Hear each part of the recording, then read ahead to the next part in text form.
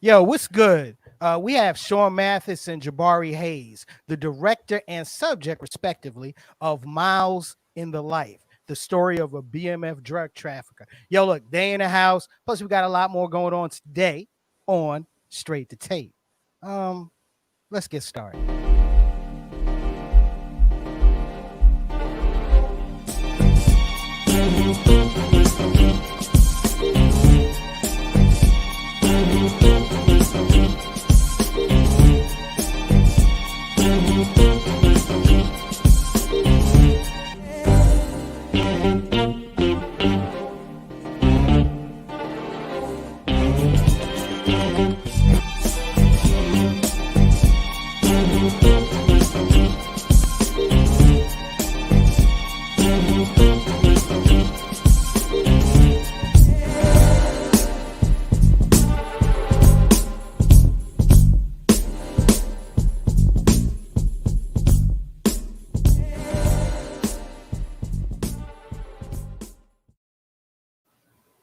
Giving you a slice of unapologetic conversation. Welcome to Straight to Tape. My name is C. Perry Elise II, the Mr. Fantastic of podcasting's Fantastic Four. First, the comedian, professional joke slinger, Tico de Gallo. What's good with you, Tico? Well, you know, people talk it. I live it all day, every day. Keep it 1,000. That's 100 with an extra zero because that's about how many fucks I'm gonna give today. Ooh, like that today? That was, yeah, I like that. And for effect, he immediately took a drag off the Black and Mild. Oh, you caught that too? I caught that too. That was smooth. Yes. And the first lady of S2T, the quintessential hip hop mom, Keisha with a Y. What's good, Kate? What up, y'all? I'm cute, smart, I cuss a lot. And she hip hop. Look at that picture in the back. You're not getting my picture, so stop talking about it. He already plotting on coming over. Yeah, he's already plotting. Yep, the plan is already in place. Let's get our guest in here because he needs to talk to y'all about snitching. They straight up they did dry snitch on you, didn't they, Chico? Really? No, it wasn't dry. I straight up. Oh yeah, it wasn't dry at all. It wasn't dry. It was really moist coming out that brother's mouth. Moist. Wet snitching. Wet snitching. Yo, we wrote it down. We had it notarized. Exactly. We handed it. We didn't even hand it to her. We walked up to her and just read that. Exactly. State's witness t-shirts on. State witness. All of them. As you can tell, their faces are close to the. As you can tell, their faces are close to the camera because there's McDonald's bags right beside them.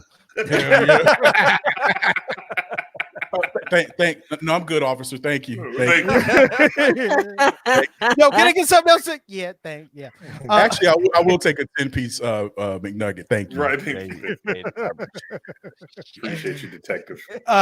And as always, our social media assassin, number one, Rob Maximus. What's going on, big man? Man, you know how I do. I'm in the building. I am ruggedly handsome, so they say. Geekishly intelligent, obviously. I am the chosen one. I'm here to bring a balanced perspective and give you something to think about.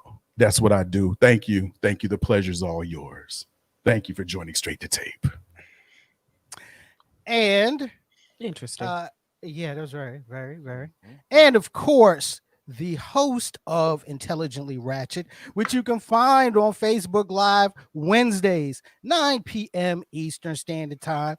Ladies and gentlemen, Bishop Omega. Yo, what's going on? It's a guy on the couch of Straight to Tape. You know what I'm saying? I don't pay rent here. I'm just bumming and using all the hot water.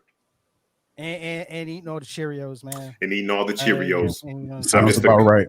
I'm the guy on the couch. Yep, that's who I am. All right, ladies and gentlemen. Nigga Ladies wake up and- with them tick marks on his jaw and shit. Shut up, Tico. Ladies and gentlemen, we do have an action-packed show for you today. As you know, we always love having guests on the show. And today's guest, we have the executive producers, the director, and the subject of Miles in the Life. The story of a BMF drug trafficker. So we're gonna be chopping it up with them later Yep. on. Yep. Before we start, Before we get Tico, of course, what do you have on today? Hold on. Oh shit. Let's get the close up. Oh shit. That's art. Damn. Give me that beat, boo. It's a full-time jack move. I thought it was Tito Jackson. Wow. Love that, yo. Love that. that's Love my that. next shirt. That's my next. I know it was Tito I Jackson, love yo. that, I It love looks that, like I love Tito. that, Y'all I tell love me that. that don't look like Tito Yeah, I Jackson. love that. I love that. In the base. No, I'm Yo, over Rob. here. I'm over here hate. What, man? I was asking What? what you were supporting, man. That's all. Bruh, why you gonna just you know what I'm saying, call out the fact that I'm still in reruns, man. Y'all seen this shirt before, man. You know what I'm saying? Why you just gonna dude, you taking it the wrong way, man. Bruh. Man. I was just asking the I feel question. like you're picking on him. Stop I'm picking on not, Rob. man. You picking on him. I'm not You are picking picking on on Rob. Rob did already said like 3 weeks ago, you know what I'm saying? He was going to be in reruns for the next 4 months. You know what I'm saying? He said that. Well, not He got 4 months. He's 'Cause got priorities. I got some he stuff said in he the got- chamber. And plus, look, Omega, do not diss reruns, okay? Do not diss It's okay. reruns. Come on, now whenever the James Evans death episode is on, okay, that's a watch and it's a classic, okay. So if he's rocking, So a rerun, you're equating his t-shirt game to James Evans' death. You're picking on him. Stop picking on Rob, yo. You know it's what I'm a saying? classic. You are picking on it. Rob. No, that's the Now we're only all no, picking on that was him. the only expensive And shit they had in that whole motherfucking apartment was that damn punch bowl, and she busted that Boy. shit wide open. Ain't leave no Oh, inheritance to damn Michael or nobody. They still got the probably the little cups that come with it, little like teacup looking things that exposed back then. The only They money still they had got, them, the but only no money they fuck. got in that apartment is that picture of Jesus that was passed down from grandma to grandma. That white Jesus. That's the only one. Grandmother, That's worth some grandma. money. That's Hey. all right. Oh, I got some stuff on the way. This is Okay, all that's about good. Rob. I believe it. Oh, guys, I got What's up? something in the mail. What you get? I got something in the mail. Okay, first, let me tell you what inspired what I got in the mail. Okay, welcome. some sucker. Yeah, thank you. Some sucker ass NFL player. What was his name? Kyle Quiro. Actually questioned the beauty and the attractiveness of Ooh. the great Jill Scott. Okay, And you know he was a former Cowboy, so that it makes Yeah, all yeah. the sense All in the, the all the world. sense in the All the world, sense right? in the Makes world. all the sense Okay. in the world that he So- don't find Jill Scott attractive because he's a damn Cowboys fan. Anyway, So on that weekend when it dropped, I mean, I got mad and I got inspired. So I had to find something, and I found something. I think the T-shirt came out 2 years ago. nigga, However, I at least wanted to rock it to Oh damn, Rise. nigga! All right, this is what I got. Right. Jill You know Scott what, shit. bro? Look at that. Look at that. That is That- nice. That's fly. That's real. That's some real fly nigga shit right there, bro. Where it is. How does Mrs. Jones feel about that T-shirt? Whoa, whoa, whoa, whoa. I might bust my man to the white. His head to the white. Listen. What it is this right here. What are you trying to do? I'm gonna tell you this right here, ladies. We will leave you for Jill Scott. That is a prerequisite. Oh, This is like I don't care yeah, how long. yeah. So it's like this. If Jill Scott came in, just feel good inside of yourself, Keisha, that you're the man you picked was good enough for Jill Scott. You know what I'm saying? Be like, yo, guess what? The nigga I was fucking Jill Scott now. Ooh, girl. That's You know that's what? how that's how women do. Because women do that shit. Women will do that shit. No, we Yeah. we don't. Bishop. That's Would you say what? Lord, that's what I'm saying. no. Usually, No, we don't. But however, in my marriage, we did have a pact that if Jill Scott came for Joe or Idris came for me, then the marriage was just over. So right? That's what I'm saying. I'm not standing inside of Idris's way. Like I understand. High five, Idris. You got this one. You at least you had the agreement down. Okay, Yeah. at least you had the agreement down. So, it's But do you understandable. have the agreement down though? That's my question. That's that man business. Shut up, Bishop. Bishop, give me. Thank you. Have we not learned anything from Will and Jada? Have we not learned anything? Entanglements. You will not get that man in any entanglements. I hate it here. I hate it. Yo, shut It's only up. Bishop. It's only With the entanglement when you. show. It's only entanglement when you're rich. When you poor, Right. you just naughty. You just cheating. You You just just cheating. naughty. You just naughty. Okay. Yo, let's go ahead and get the show started and do that talk that we normally talk. Mhm. Kanye. Wow. Ooh, yeah. Yeah, it was last Sunday when he had the rally, quote unquote, in South Carolina, and he's been all over the news, this week, as it relates to his mental health and famous people checking in on him. Okay. I'm gonna have to defer the floor though to the Yeezy expert, the Yeezy whisperer on our show, of course. Hip Hop Mom, you've been looking at what's going on this week. What are your thoughts? Okay, so I'm concerned. Having seen people go through mental breakdowns before, I'm concerned. Dave Chappelle went, and he basically said he's doing okay.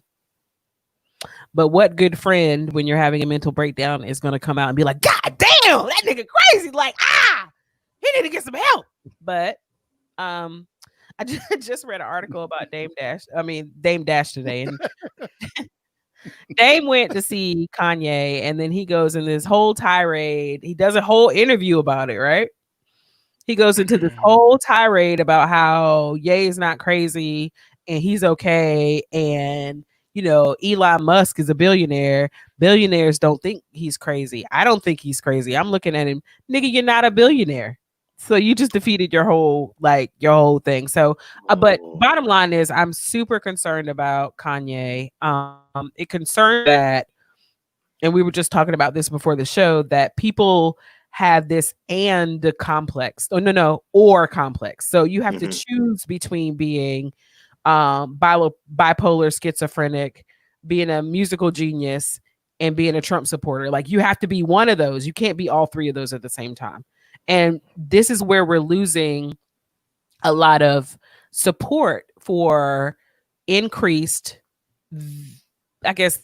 focus on especially Black men's mental health, right? So he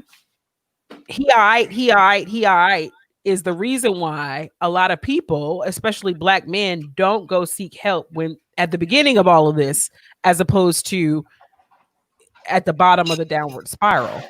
The lack of empathy that there is. Who is getting ice? The lack of empathy that there is astounding. Like, so what? He just dropped the album 3 days ago. Have you ever seen a manic person work? Like, have you ever seen it? And a lot of people are speaking from a super uneducated point of view. Like, bipolarism, manic depressive, schizophrenia, it doesn't always look like, I think people are expecting him to be in a straitjacket or be completely unfunctional. That's not what it looks like. A lot of people with mental disorders, though they have it, have learned to function enough to survive, to continue to pay their bills, to continue to do what they need to do for their families. But it's still a mental illness, yo. Mm-hmm. Yeah. Yep. Not someone in a fucking straitjacket in one of the padded rooms. It's not. It is everyday people that you work with, everyday people that are walking up and down the street trying to maintain their lives. So it is like not so my comments are not so much about Kanye, but just black men's mental mental health in general. Go get help and fuck what you say. These are some the dumbest fucking comments I've seen out of all the shit that's going on. Besides, why do I have to wear a mask? Is the disparaging comments about Kanye's mental health, because it is clear that he has some issues going on. Yeah, most definitely. Because I, being a comedian, you try to find funny in pain, and as far as me cracking jokes on Kanye, uh, I have none for the simple fact that I too go through some mental shit, um, depression, all types of shit. It's hard.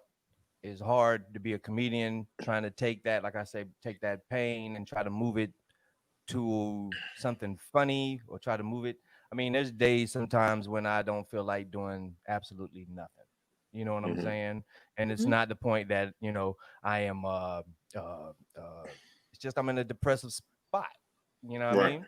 And sometimes, when people call and they say, "Yo, man, I'm just checking on you, seeing how you doing, blah blah blah." I'm like, "I'm okay. I'm good."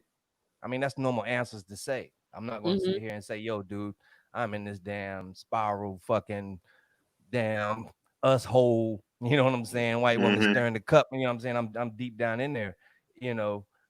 But there are signs, you know, of things like, um, you know, just not wanting to be around anybody, staying Mhm. inside all the time. You know what I'm saying? Um, Always like cracking jokes and shit, you know what I'm saying, to hide however you feeling and shit like that. I mean, there's Right. signs out here, and people really need to, lucky for me, you know what I'm saying, I got a strong support system, and you know what I'm saying, and you know, I work through it every day, all day, every day. You know what I mean? So it's real out here, and I think that it comes from me personally, comes from I was raised with I was raised with women. My grandmother, my aunts, my sister, you know what I'm saying? It was all women. So whenever I had a problem, a guy problem, I had nobody to talk to. So I kept it Mhm. to myself. You feel what I'm saying? And so a lot of men, I believe, are like that. We get that ain't nothing wrong with you. You know what I'm saying? Right. Scrape your Suck up. knee, Suck it up. Suck it get up. up, yeah, Right. suck it up. You know what I'm saying? Mm-hmm. Tie your bootstraps up, put some dirt on it, keep it moving. And we get it Dirt like on that. And Rick Clay.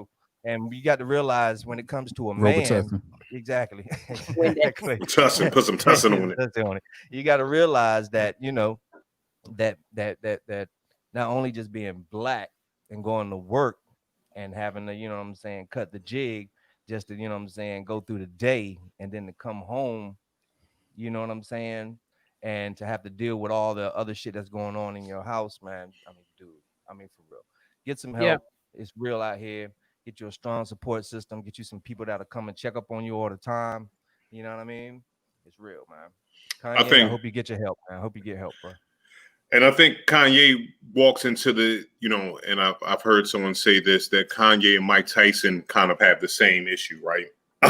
Where, they can be medicated, but Mike Tyson on medication isn't the Mike Tyson we want to see in the ring, right? Mhm. And Kanye, he said it himself. He said the medication kind of stifles his creativity. Yep. So Dopamine. so I understand that. So what it is this right here. So when you have someone like that, the handlers of the people need to be able to be like, nah, Kanye, if you're gonna be in album mode and you don't want to take your medicine, then give me your phone, Kanye. You just, you know what I'm saying, like, let's go ahead and do other things. Let's go a more, if the medicine if the medicine that you have to take to balance you out, then we need to find other ways of balancing you out naturally. We need to go a holistic way while you're in album mode. You know what I'm saying? To keep you at least functioning. Because yeah, I mean, when you see this dude, like, it's like this. One thing about Kanye West, when I look at Kanye West speak, I can tell that man is a part of intelligence that I will probably never get to. Mhm. You, the dude is super duper intelligent. Mhm. Now how he pushed that intelligence out there when he's off his meds is. But if we could say, okay, Kanye, let's get on your meds and let's go through that idea again. Then I think we would be more like, oh, accepting of what he's saying, right? So I think that yes, if Kanye, I would rather see not get another album from Kanye and to see that man live a good life and a healthy mental state than us like fuck a damn sneaker, you know what I'm saying, or anything else. So it was like, you know what I mean? I think that he just needs to be, his people around him need to be stronger, you know, especially like, because I'm not gonna be Kanye West's friend and be like, nah, B, this president shit ain't a good idea. B, no, stop. Yeah. Like, because you should be able to see it. You should be able to see that. Yeah, he's not dealing with the. You know what I mean? He wants to do it. You know what I'm saying? I think it's coming from a good place in his heart, but it's just that when it comes through the brain filter, you know what I'm saying? When he's going through what he's going through, and again, I'm not a mental health expert, so but I mean, if we're talking about that, if it's going through that mental health spectrum, then it's not being received. Then yeah, of course. You know what I'm saying? People are going to take it bad because what they don't understand is that Kanye is not a healthy person. Right. You know what I mean? He's not healthy. So they're joking on Kanye as he was mentally sound and he just out there. You know what I mean? And Dave Chappelle He's said not it best. healthy, but healthy, he's not normal. And Right. I get what you're saying about take his phone or whatever, but so fucking what? He made all those tweets. So what? Like it's just and this is the case for a lot of things, right? We just want to be comfortable. Like we as consumers just want to be comfortable when people are how they are and they're going to say what they're going to say and they're going to do what they're going to do. And if you, in this internet age, you have the absolute choice whether to engage or not engage. But for some reason, like I saw a fucking Karen video today, right? This guy, he owns a tree. He worked for a tree, like the tree cutting down business. This white lady and her husband came down the street and were like, he had a permit. It is the middle of the daytime. He had, excuse me, he had a permit. It's the middle of the daytime. And they come down the street. He has all the equipment. And it was a huge like oak tree. Right. In a lot that they were clearing to build a house. There wasn't a house there. They were building a house. They came down the street harassing him because they felt like they controlled what normal should be or what should be going on their street with their knowledge. It's that privilege. It's privilege, and everybody has that privilege. But as far as interacting in today's world with information on every fucking platform, you don't have to engage. So we don't have to. There is no normal, right? People are coming all kind of ways. Like I've heard you say before, as far as community policing is concerned, like if police are in communities, they know it's the beginning of the month and JJ is just probably ran out of his meds and he's waiting to re-up or whatever. He knows that about that person. We know Kanye is I think he's a musical genius. Those type of people that think to that level normally aren't normal. Vincent Van Gogh, fucking Mozart, George Clinton. Like I could go on a list of crazy ass people who are at the height of whatever artistic medium genre that they're in. We know that. But for some reason, we want these people to act normal just to make us comfortable about their interactions with other people. And that's just dumb. Yeah. When we can choose, especially when we can choose to turn it off or choose to unfollow, or we're in complete control of the media that we consume on a daily basis. Like that's just dumb. It's that same type of thing of records, almost like records. You know what I'm saying? Like you said, we sit out here and we you listen to Jay-Z. We like Jay-Z's first 2 albums. That's the fire. That's what we like. And then when he gets older and he starts kicking other shit, motherfuckers don't like it because they're so used to the old Jay-Z. Like everybody wants the old Kanye. They want that Mhm. old school dropout Kanye. He's grown up. He's grown. Right. He's not going to talk that shit anymore. He's not going to talk that same type of shit. And for the simple fact of whatever he's going through, you know what I'm saying, mentally, you know, to me, I think he's challenging. I mean, he challenge. What's the word I'm looking for? He's using music. He's using music to, you know, to keep some kind of sense of sanity. So I mean, Yeah. you know, it's like you said, you know, we all try to put people in a pocket to better fit ourselves. You know what I'm saying? And Exactly. you know, and it's like that. Whether it's music, whether it's anybody, we tend to do that. You know, we tend to think, well, that person, we met this person at this point in their life, so they should always be that type of person without them having to grow up. It's like going to go see fucking MOP. You know what I'm saying? I love MOP, you know, Annie Up, all that shit. But now these motherfuckers about 50 years old. They come out with a new album talking about sticking up motherfuckers. I don't get it because that's not Yeah. me. You That's feel what not I'm what saying? like, and Exactly. we're evolving, and we know we're evolving, but somehow we want those people Exactly. to remain the same. So Well, my favorite artists have evolved with me. They have grown up with me, and they were talking about shit back in the day, but now we're grown. We all have families. Like that's the kind of just like conversations with your friends. Like conversations with your friends 25 years ago, Rob down in the basement, fucking conspiracy theory is completely different 25 years later when we all are married or have been married and we all have kids and we have careers and different shit going on in our lives. Like that shit's like it seems like common sense to me, but obviously it's not. I think what Right. it is, Yeah, what we forget to do. I'm sorry, Perry. What we forget to do is realize that these people, like when we talk about artists, you know, what I mean, music artists, we got to put them in the same bubble that we put our actors in, because we don't mind 57-year-old Tom Cruise jumping across buildings.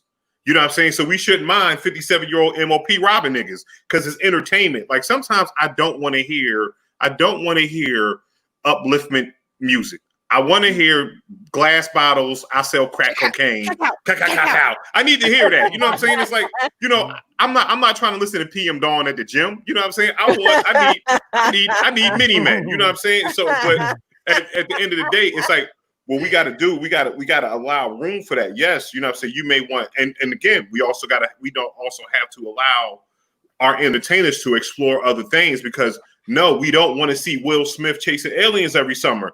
It's cool to see Will Smith being in pursuit of happiness. It's like this. So they have to have that where it's entertainment, guys. So what we have to do, and I think what it is, we think they're so close to the real person. The music is close to the real person. And a lot of times it's not.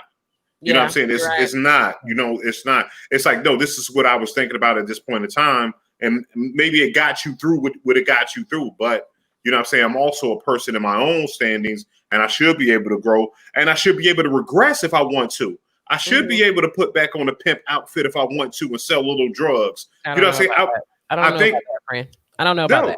Because I mean, we allow our actors to do it. We will allow Will, you know what I'm saying? It's like this. We will allow Will Smith to play a drug dealer in his next movie after Pursuit of Happiness. He could go out here and sell all the crack and all the drugs in this movie that he wants to, and we're fine with it. So it's like this. What it is that we have to get entertainment of what you want. If you want the old Kanye, guess what you can do? You can go ahead and download College Dropout, and there you go. Instantly, the old Kanye. Drug dealer just to get by. Yeah, I would.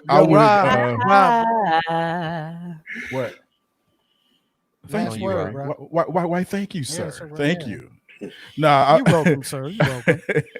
I wouldn't. I wouldn't want to listen to 50-year-old MOP talking about robbing niggas either. Yeah, something about that kind of bothers me. But then again, hip hop is the only form of music where ageism is a thing. Right.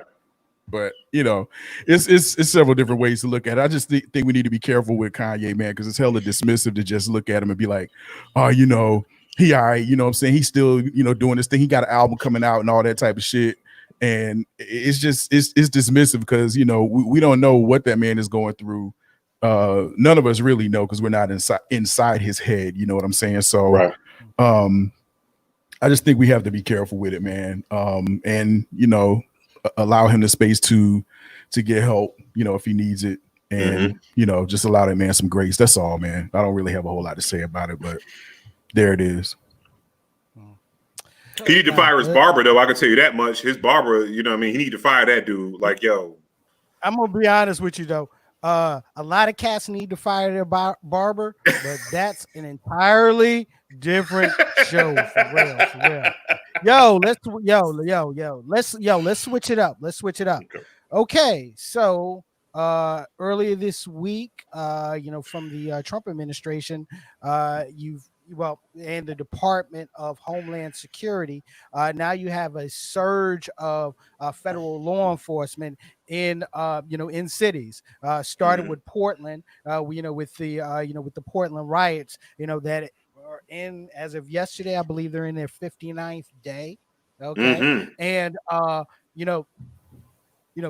just remember, of course, these aren't military. However, they are an amalgamation of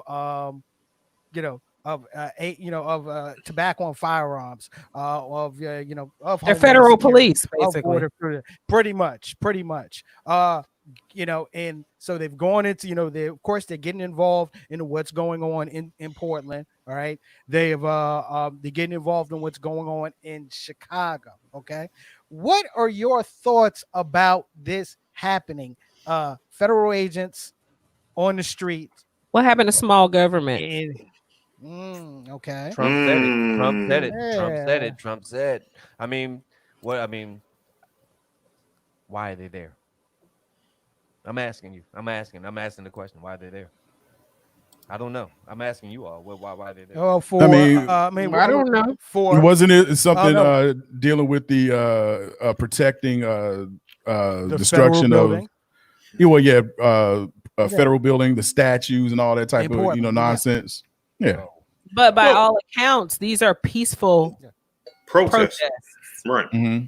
There's no destruction of property going on. There's no violence going on. There are people just getting basically snatched up by these federal cops. Focus. Didn't Trump say that? Didn't Trump say that though? He said, but it was towards the violence of Chicago. He was like, yo, if y'all don't curb this violence, I'm gonna send. You know what I'm saying? As it relates to Chicago, he's been saying that from the beginning. Okay. Right. As it relates to Portland, you're seeing the same situation where it's during the day, you're having a peaceful riot. Okay.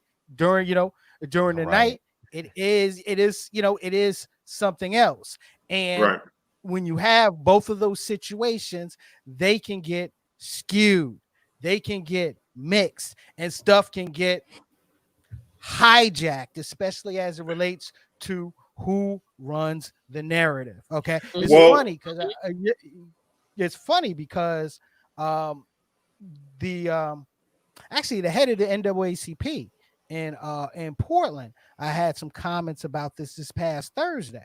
All right, and some of the things that he was saying was he actually criticized the presence of select white entities that are involved, in the riots and changing the narrative. Interesting. As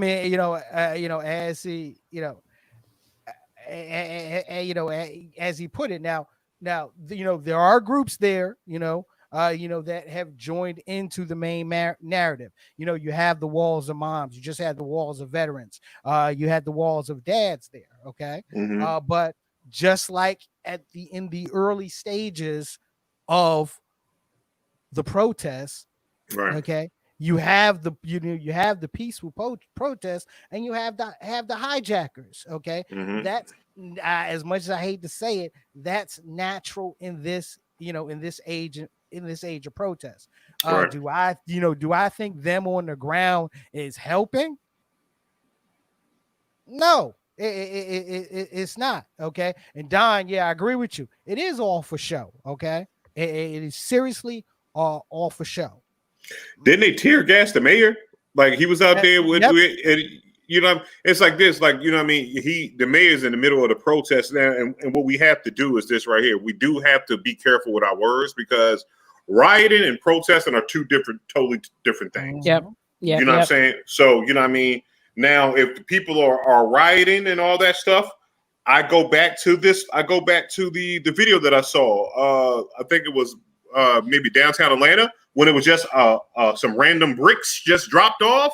You know what I'm saying? And it's like this because what they want people to do, they want to incite it. They want to incite rioting. You know what I mean? They dropped the bricks off because like the guy was like, yo, he was like, I walk past here every day. These bricks wasn't here earlier today. It wasn't until people started protesting that all of a sudden this big bunch of great bricks just was in the middle of the street. You know what I'm saying? Like, and people were smart enough not to go and grab those bricks and everything like that because what it is, it's if you put enough negativity on top of whatever you're trying to protest, then you take the mind's eye off the message that these people are trying to go through. And that's what they're trying to do. And it's like this. And again, there are, like you said, I've seen pictures of people snatching people up. Like the one video when the old boy was just chipping away at the sidewalk and someone they grabbed him up and took him over to the police. Like, we're not asking you to do these things. We're trying to remain we're trying to remain calm, and we're trying to, well, not even calm. We're trying to get our message across. Like, this is the message. What you out here doing this ridiculous shit, we need y'all to stop. And again, that's what they're trying to do, because if none of that, like, say this right here, if no riots ever happened during a protest, let's take that out, then they would have no room to start putting doing these shenanigans with the federal officers and all this stuff. You know what I'm saying? So that's what it is. You know what I mean? And it's like, and you cannot mix the two up. A protest and a riot are two different things. Now, people are they rioting after the protest? Absolutely. Absolutely. I'm not. Are some people rioting during the protest? Yes, absolutely. they are. Absolutely. But guess what? But that has nothing to do with the protest. That's people. That's opportunists. That's like someone coming to your cookout and shooting up the cookout. You know what I'm saying? Like, what are you doing? You know what I mean? You know what I'm saying? It's like, you know, it's or somebody coming to the party and bringing drugs. You know what I mean? You didn't have drugs in your house. Someone brought the drugs so they could do drugs there. That doesn't make it a drug party. They happen to bring drugs to your party. And that's the same thing. If you can understand the way that works, it's the same thing with the protest and the riot. Yeah. Yeah. No, I mean, no doubt. I guess my only concern with this is I have a problem when you know, in the case of Portland, you know, you go where you weren't asked to be there. Okay. Right. You have to work with local government. Okay. Yeah. I mean, that's one of the bigger differences in Chicago right now. Okay. You know, right now, after the pushback from from Mayor Lightfoot, okay. You know, Who's the now ball? yeah, now she's working, you know, now it's a working relationship for now. Okay. Yeah. Very tedious working relationship, but it's still a working relationship, you know, nevertheless. Mm-hmm. You know, my whole thing is we need to keep an eye on it because it kind of goes against a couple of things. I'm sorry. Okay. It goes against those that, you know, love to preach states' rights. I'm sorry. It does. All right. Mm-hmm. How can you have states' rights when the feds, who, let's just be honest, the enemy to states' rights are the feds, always have been. That's who's looked at. That's one of the boogeymen. Yeah. You know. Yeah. But everybody wants small government. Yeah. They want small government. This shit is huge government with big swinging balls. Yeah. It's the same people that say, yo, I don't take my guns because I can get guns in my state. Don't take my guns. But okay, when it's protesting Black Lives Matter or whatever, when we trying to protest police brutality, bring the feds in. That shit don't work. It don't go both ways. You can't have it both ways. You know what I'm saying? You can't have it one way. You know what I'm saying? So it's just like, I don't get it. It's like people pick and choose. they pick and choose what they want to hear. Yep. It's like, How you know to, what I'm how to saying? use word. Yep. Right. How do you do both? How do you do both? How do Yep. you do both? You know what I'm saying? And again, it's like this. Again, you know what I'm saying? And if you look at it, and to answer a question, like with the protest, if it's 100 people outside protesting, right? And 80% of the people that are protesting are peaceful. And then you take 20 people and they start throwing eggs and stuff at passing cars. Are you blaming? Who are you blaming? That's not the protest. That is the rioters. Those are the people that are opportunists. There are opportunists within there. And then if you think about this, if you know anything about warfare, it's like this. What are you going to do if you're a right nationalist, racist person? What do you do? Oh, we can wear masks. Okay, wouldn't it be a smart thing to do to sabotage the protesting with some subterfuge or something? You know what I'm saying? Let me set a police car on fire. You know what I'm saying? Let us go set the police up, so that way they blame the guys that are protesting. You know what I'm saying? It's not that hard. You know what I'm saying? And you know what I mean? I just got a double GED. It's not that hard to think this stuff up. You know what I'm saying? And thank you. I appreciate you. I went back thrice. You know what I'm saying? But I mean, it's like this. It's not that far. That's not a far reach. If I'm a Klans person, and you know what I'm saying, well, is that not something that you would do if you don't want this to go on, this message to go forward? Yeah, let's send some people in to fuck some shit up. It's documented as having happened before. Like, it's not a far reach at all. It's happened. You know, it's like what I said before, man. It's practice. It's practice. I think they testing out shit. I think they're just testing out stuff, for when shit really get down to it. If I'm not mistaken, there was an issue about military coming in and becoming a military, like, what I'm saying, state, because running into people's houses because they're Americans saying shit done to other Americans. So therefore I heard that they ship these out, have wars, whatever. These people that are coming in are what do you call it when you have like students from another country that come in and study? Exchange students? Yeah, exchange students. Like they're for real. I'm for real. They have exchange police officers that come over here and learn policing. And I think that we need to find out who are these people, who are these federal police officers? Are they real Americans, or are they, what I'm saying, another country? Because you know what I'm saying, because Tom Hanks is still missing. Yeah, I see this. Yeah, because you got to understand, man, because when it's different when you have Americans going into other people's houses, because you have that moral compass in your head. This is not right because these are my people. What if they run up into my house? What if they run up into my people? So therefore they have other people from other countries come in and they learn this stuff, this rioting stuff, and how to do this and and all this. I think it's a training exercise. I think that they're learning, hey, what we can and what we can't do up in this city, in these cities. I mean, that's a fucking metropolitan, dude. Fucking Chicago is huge.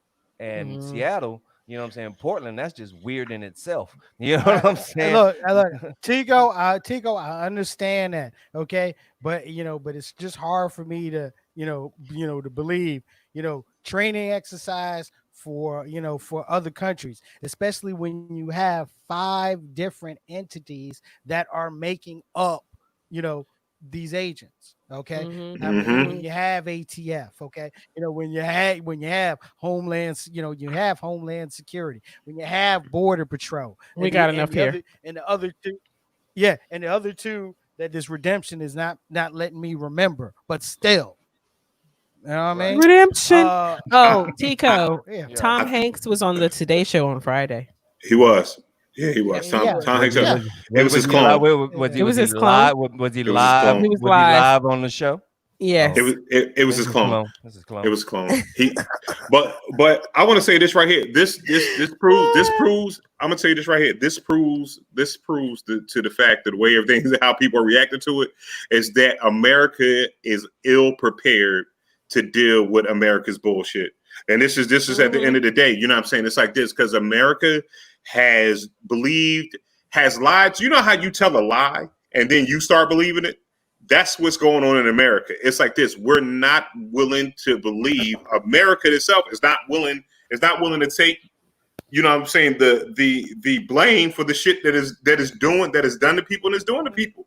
And then we got leadership that's in there that has brought into the fucking American agenda and the dream to say, yeah, no, we're perfect. Don't be mad at us. No, it's like this. If you take it and say it's an American problem, guess what? You take your skin out the game. You have to look at the laws. Like what I'm saying is this right here, and kind of like when I said the last show, we just can't be like, hey, white people did this. No, because not all white people did this, but America did. All of America has put laws and signed laws into place that we could go back right now. That's on the books that's showing you that they did that they do wrong to people of color. So it's like this. There's laws in the place of that. So what we need to do is, as if you want to fix this issue, stop trying to take the blame for yourself. Like, all right, we see where it's effed up at. You didn't sign those laws. You know, in 2012, you probably didn't sign a law that has police coming out here and over policing black neighborhoods. You didn't. But you know what you can do? You have the ability to fix it. Yeah. Yep. Yeah. It's like a narcissistic view. Let's we can go. go ahead, man. Go ahead, baby. Go Finish ahead, your Keith. point. Say your shit, Keith. Finish your It's point, like a Keith. narcissistic view. Have you guys ever known a narcissist? So I could come in a room and I could come in a room and be like, oh my God, my fucking foot fell off today. Like my whole foot. So I had to work. So I had to hobble around the whole day with, my stump wrapped up. And a narcissist will be like, oh my God, girl, that almost happened to me one time. Like not about my foot that actually fell off. But the fact that a narcissist will turn it around and make everything be about them, no matter what the situation is. And that's where we are. Like reparations, making up for what has been done to African Americans or Black people or whatever you want to identify as in this country is not about white people and white guilt. Like, I don't want you to feel fucking guilty. I want you to acknowledge that there are, from 350 years ago to now, laws in place that prevented me and my ancestors from getting our just due. That's it.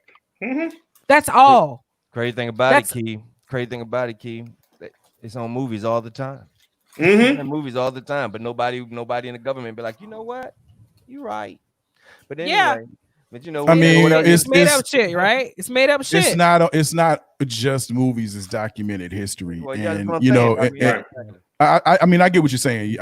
Tika. What I'm saying is, we try to give people the benefit of the doubt for having some semblance of intelligence, but these same people, they insult their own intelligence by being so deliberately obtuse and not acknowledging, to your point, Keisha, that the stuff has existed and it exists. So it's like Holocaust. It's like Holocaust deniers. It's like right. My whole thing. So my whole thing. I've never heard of one of those though. Like there may be some, but it's nearly not as prevalent. I believe it. I believe because I could go out here and there's probably an anti-fucking straight to tape group somewhere on the internet. Like there's an anti for every type. and for those anti-straight to tape groups, there's definitely that. Thank you for that love. We thank you for that love. There's definitely that. Anyway, moving on. There's an anti to every. There's an anti to every tie, right? I did that. Let me tell you the anti. There's an anti to. Listen to what I'm saying though. There's an anti to every tie, but that anti-Holocaust, those people, they're not front and center on everything that we Jewish people see on a daily basis. They're not anti-reparations. People that don't acknowledge that the shit that happened to Black people and we're still here and we ain't fucking going nowhere happened is every fucking day in everything, in the fucking food that we eat, the labels on the food that we eat, to the shit that we see on TV, to every fucking facet of our life, every facet of our life. Mhm. Who's in government, what they look like. I turn on the TV for Disney just had a black princess, what, 7 years ago? But she was a frog majority of the movie. She was a frog majority of the movie. I'm not talking about it's a story. Like she was a black frog. Don't let her be a black frog. So listen to what I'm saying. Listen to what I'm saying. Every facet of our life since we have been on this continent has been anti-black. Like what we have and what we offer is not good enough. Motherfuckers didn't start calling us lazy until we stopped working for free. And even after we stopped working for free, it was still under the confines of sharecropping and the penal system, the newly created penal system. I'm not going to give y'all a history lesson, but please understand that documented history. Exactly. It is documented history. So I'm not asking white people to feel guilty. I'm asking you to understand and learn and ingest the history so that we can move forward. That's it. Or they're black ventriloquist dummies. Yes. You know what else was anti? That motherfucking damn battle from the verse battle. That was fucking anti. Oh, good. It was fucking. Great transition. You talking about you talking about hardcore lyrics going against a smooth. Hey, yo, the battle was crazy, yo. When I heard about it, I was just like, this is going to be crazy because you got hard against smooth. You feel what I'm saying? It was two different spectrums, man. I didn't know what the hell was going to go on, but I'm going to tell you one thing. That was one of the best battles I have seen. You know what, man? Yes. Let me say this right quick. Yes. Let me say this, man. I thought I was done after Jill Scott and Erykah Badu. That was the best thing that I had ever seen in my life. I didn't know how they was going to top it. I didn't either. But if this battle didn't, it came damn close to top. Yeah, right. You know what I'm saying? True. And and what was the one that we were watching? Beanie Man versus what's my man's name that we were watching at your house, Key, me, you, and Tico. Beanie Man and I don't remember. Bounty Killer. Bounty Killer. It was Bounty Killer. Now the production on that one, like, I like different ones for different reasons. Right. I actually love the Jada and Fab one just because Jada was wilding the fuck out and Fab was so like the hot versus the cool aspect. But this battle right here was like all around. Production was great. Like selection was great. Sequencing was great. And sequencing is so important. And I think that Timbaland and Swiss are just getting to the point somehow that they know that they need to have these discussions prior and they need to sequence the music. And I can only imagine being in a room, a fly on a wall in a room when they're trying to like sequence these songs to make, the build up and the bow, bow, bow. Oh shit. To elicit that reaction. So yeah, this one was really, really good for not just because of DMX and Snoop in his Spider-Man pajamas. They didn't have Spider-Man and they might as well. I swear his it's zipped up in the back. His whole outfit zipped up in the back. It was just it did. But not just because of them and their presence, they were formidable opponents, definitely. But the production and the way things flowed, and they were almost on time. And everything just went like it should have. There were no huge technical difficulties. No one got super fucking drunk. I was surprised to see DMX drinking, but hey, whatever. But it was okay. And Key, remember, this was the first battle under the new agreement that they signed with Apple Music. Yep. No. Is it? Yeah. Because the last, what was the last one? No, it is. No. It was on Apple Music too, though. The last battle was on Apple Music, but the deal had not been signed. Gotcha. Okay? Okay. This was the first official one under the deal. Okay, so for the benefit of those that are just joining us, what is the significance of the Apple deal? It's a bunch of well, money. Get pretty shmoney. much. Get shmoney. Pretty much. I still can't you know, find it on Apple Music. Apple now gets the exclusives for the for the replay streams. Okay, it's still going to be streamed on it's still going to be streamed on Instagram, so they're not abandoning the Instagram platform. Okay, however, yeah, it's about a little bit of money now. Oh I'm yeah. gonna tell you one. I'm gonna tell you one thing though. When they first came on, I swore that was a backdrop. I did not know that was Swiss's studio. That shit looks like a spaceship. It That does. thing's fucking crazy. It looked like a fucking backdrop. I was like, damn. I said, where the fuck they on? The Starship or Enterprise? They on the Enterprise. They on the What the fuck? Enterprise. And then when I saw him sit down and sit back, I was like, oh shit, that's the fucking studio. That shit is fucking crazy. Yeah, Listen, they're definitely hitting their stride as far as Yeah. production value and everything. Yeah. I mean, it's taken pretty much all summer, but I mean, Pretty much, yeah. technical difficulties Trial happen, and but error. they're definitely hitting their stride. But go ahead, Bishop. What were you about to say, man?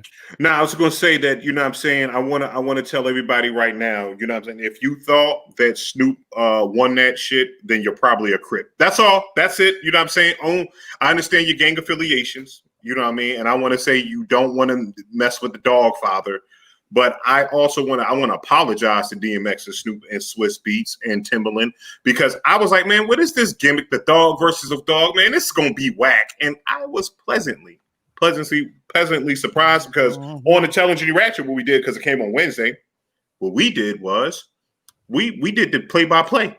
We play-by-played it as it was playing. We live streamed them as we were on, and we did a play-by-play on it. And damn it, if DMX did not come out and bust Snoop ass. You think so? I think so. I have a personal opinion. Even with the freestyle at the end? Well, you see, we're not giving up for the freestyle. Now, when we talk about the freestyle, then Snoop, you know what I mean? Okay, Snoop killed the freestyle 100%. You got to respect. If you put Snoop in a beat that's got in his pocket, he got in the pocket of that beat, man. It was just like, oh my God. Which That is is Marvin Gaye, Trouble Man soundtrack. Oh man, he was just like he just got in his pocket. I was like, man, this dude can rap for days. Like, But Snoop can DMX rap. has never been a freestyler, so that was just them feeling each other, camaraderie, start bubbling. We're like, yo, nigga, let's go ahead and bust his freestyle out. Nah, if they would have put a grittier beat on for DMX, like DMX need crack music. You know what I mean? He needs some music, some gritty with a gun. He need that MOP. If they would have put on MOP Annie Up beat, DMX would have set fucking verses on fire. Hey, look. My thing was seeing them play hype man for each other. That was Yeah. Oh yeah. That was beautiful. Okay, that gives me what we've the standard that's been set with the verses. Okay, it's not just about a battle; it is a celebration. And for the rapper that you're for the MC that you're in the verses with, for them to know the lyrics for an entire damn song of one of your songs. Oh my God! It was multiple songs though. It was crazy. It was like this. They knew like the whole time. Yeah, it was like, yo, they for real fans of each other. Yo, when DMX started dancing, I was done. I was like, yo, I was like, I was like, yo, I can die now. And then all of a sudden, you know what I'm saying? Snoop jumped up and started like, yo, that's my shit. And started being, yo, can I back you up on these? I was like, yo, let me tell you, man, this Corona thing, I know it's some bad shit, but there's some silver linings in this shit, man, because creative hustles. We would never see that unless we were in the studio with them. You know what I'm saying? Listening to music, bar none. Right. Even if we was in concert, we wouldn't see what we saw. You know what I'm saying? They would do their set, he would do their set, and they would go. But to sit here and feel the fucking camaraderie, I mean, you know what I'm saying, the love for everybody, shit, man. Like, yo, we fuck with that in the South. We fuck with that in Cali, yo. Yo, when you hit that joint right there, that was the shit. And then Snoop was like, yo. Woo! Murder was they gave me. Yo, what about what about the intermission? What about the intermission? Loved it. Okay. Yo. Hey. Shouts out to Battle Cat, man. Yeah. Exactly. Mad shouts out to Battle Cat, okay? Because I mean, he kept the intermission going. So the minute D got back, it was still right. Everything was right on time, okay? Right on And time, it's man. funny, since we in such a meme culture, Mhm. okay? It's such a meme culture and such a social media culture. One of the most beautiful things, and I forgot who said it online, but it was the fact that it was beautiful that we are here today in 2020 to see. And let's be honest, a lot of people were talking about DMX's weight. However, to be here to talk about DMX's weight with Mhm. everything that he's been through, from the minute the first album came out up until Yeah. now, is Right. such a beautiful thing. Like I mean, DMX, who commented on his dad bod? Like he's got a dad bod. He's a dad. I've Like he's seen- our age. Like who the fuck? Was it Adonis? Did the person look like Adonis that said it? No, Nah, Twitter. nah. Twitter is violent. Hold Twitter on, is first, violent. We all I'm know gonna say Twitter that. is violent. I'm gonna say this right here. As a person that has the same body type as DMX. You know what I'm saying? It's like when's the last time you saw DMX, right? It's kind of like if you think of the girl that you mess with in college or the dude you mess with in college, you got them in your head already, right? And then you see him at the reunion, you're like, God damn, like nigga, what's wrong with you? You know what I'm saying? That's what your mind thinks. Because Right. because the last time we saw DMX, the last clips and all that stuff, I seen DMX, he was running across stage with a jump on, some Timberlands. I'm like, okay, with his shirt off. Like, yo, you know what I'm saying? We got a body type of DMX. You know what I'm saying? And it's like, but we forget. Like, I was surprised DMX got gray hair. Like, oh my God, DMX has gray hair. Like, and then you realize that, oh shit, I'm 40. This DMX is like 10 years older than me. Oh, he's supposed to have gray hair. You know what I'm saying? So it's one of those things. It's like where we look at our celebrities and we don't see them for a while, and then they come back out. Like, he's supposed to, yeah, you're right. He's supposed to have a dad bod. DMX is 57 years old. But again, they're just fucking people, y'all. Like, I don't get it. Like, they're just people. Listen at Bishop, old jet black beard having ass nigga. Yeah. Whoa, You know what I'm saying? Whoa, first of all, listen. You love it. You see that? That's glorious, B. I can't help what my jeans do. I can't help what my jeans It's do. fine because I dyed my look. edges today. I dyed this around gray, here though. today. Look, we got I'm to not realize ashamed to this say. too, man. We got to realize this too, man. DMX is from New York, and if anybody knows anybody from New York, once you hit like over 40, you automatically have that New York stomach, that upstate Yeah, you gotta have stomach, that upstate stomach. All my cousins got it. Even the skinniest one got it. Stomach, Yeah, I like that upstate stomach, man. You know what I They mean? walk like Think this. about it. I mean, look at Jadakiss. Look at all, you know what I'm saying? You know what I'm saying? Look at all your peeps that you know what I'm saying used to look at from New York, and just look at their gut. They got that New York belly. It's you know, I don't know where it comes from. Might be eating a pizza. I don't know what the fuck it is, but you know. right, but then, Tim, but like you said, hold on 1 second. But like you said, Bishop, which is crazy because women have been juked before, and they should know. Because remember when D'Angelo was coming out, and he was about to do the whole, I think it was the Soul Train Music Award or whatever, and they were like, "Oh shit, D'Angelo coming out, he's going to do the motherfucking." How does it feel? You know what I'm saying? He came out there, boy, that damn, he had that dick do. You know what I'm saying? He had that dick do. And, The male version of a fupa? Yes. Dick do. That dick do is your stomach going before your dick do. So you know he came out there and did his shit, yo. So yeah, I'm with you on that, yo. He came out like this. How does it feel like a damn basketball, motherfucker. Y'all in that shake. Let's go. We're moving on. Really. We needed to have transition One 5 last minutes ago. Yeah. I know. Look, but before we do that, before we get our guest on, just one question because I got to bring it up. Okay. Okay. Your thoughts on a potential Ashanti and Keisha Cole's battle? I don't care. Man, Really? let's move on to the guest, bro. Nobody cares about. I mean, do y'all want me to Really? sing? Do y'all want me to sing Really? Keisha Cole Love for y'all Nobody. today? No.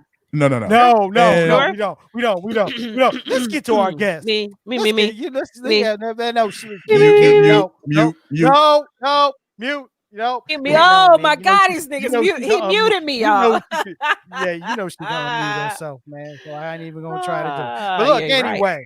anyway, ladies and gentlemen, yes, we have guests. Okay, their film is going to be the feature for the feature virtual screening actually on blackdocs.com. Okay.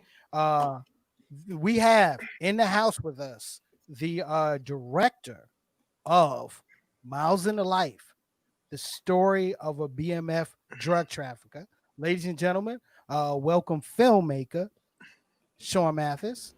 Sean, what's good with you? What's good? What's good? What's good? Ew. Hiya. Yeah. Hey, guess what, And Sean? look, What's We that? love black docs and we cannot lie. Continue. oh, This Lord, one right here, yo. Lord, This one. Yeah, this one.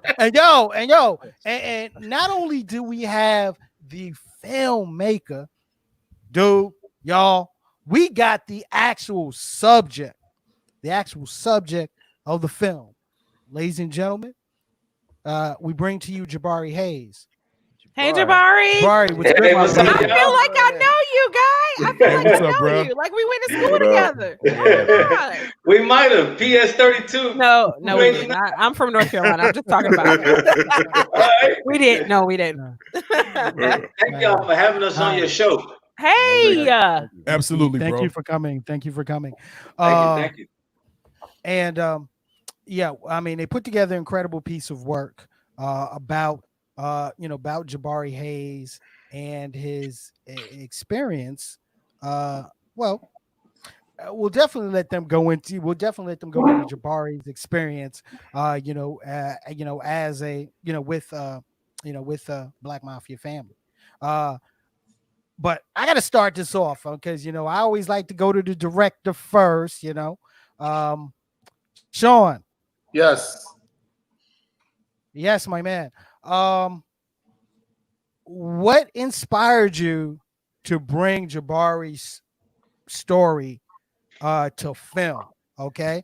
Now I know Jabari, I know there was a documentary Jabari wrote. I'm not sorry, documentary, I apologize. I meant autobiography that he wrote with the same name. Yes. I got to do a little bit of research on you, bro. So So, Sean, what inspired you to bring this story, to film, man? It was Jabari who inspired me. So before I read the book, Jabari it's funny. He was a client of mine at the bank. I was a customer of his at his shop, and he was fixing my car one day, and he gave me his book, and I had knew Jabari like 2 years prior. So I read the book, and it was like, there's no way in hell this is the same guy that was like my bank client for the last 2 years. This guy that always smiles and comes in the bank real loud, and there's this cool ass guy. There's no way in hell he did all this. So I Googled him, and I found some of the FBI documents, and I was like, oh shit. And it just so happened that I had just finished my first feature film, and I was looking for a documentary to do. So that's what inspired me. Like knowing him and realizing like, oh shit, like he's done this in his life. That's what inspired me to want to do it. Wow. That's, I mean, we had a chance to check it, and we definitely, it's an amazing story, Jabari. Yes. What's good, my man? Man, cold chilling. How y'all feeling? All right. Doing good, man. Doing good. Okay. So look, I gotta ask this. Okay, I gotta ask this now. You're a native New Yorker. Yes, sir. Okay, and based on the story, you went from New York, where you were, of course, living with your living with your mom. Okay, and you got out of New York and went to St. Louis. Okay. I have to ask, especially for those listeners to ours that are, transplant kids. There's a lot of transplant kids when you get to the South, okay? South or even the Midwest. What was that transition like? Transitioning from New York and then, popping into the Midwest and St. Louis.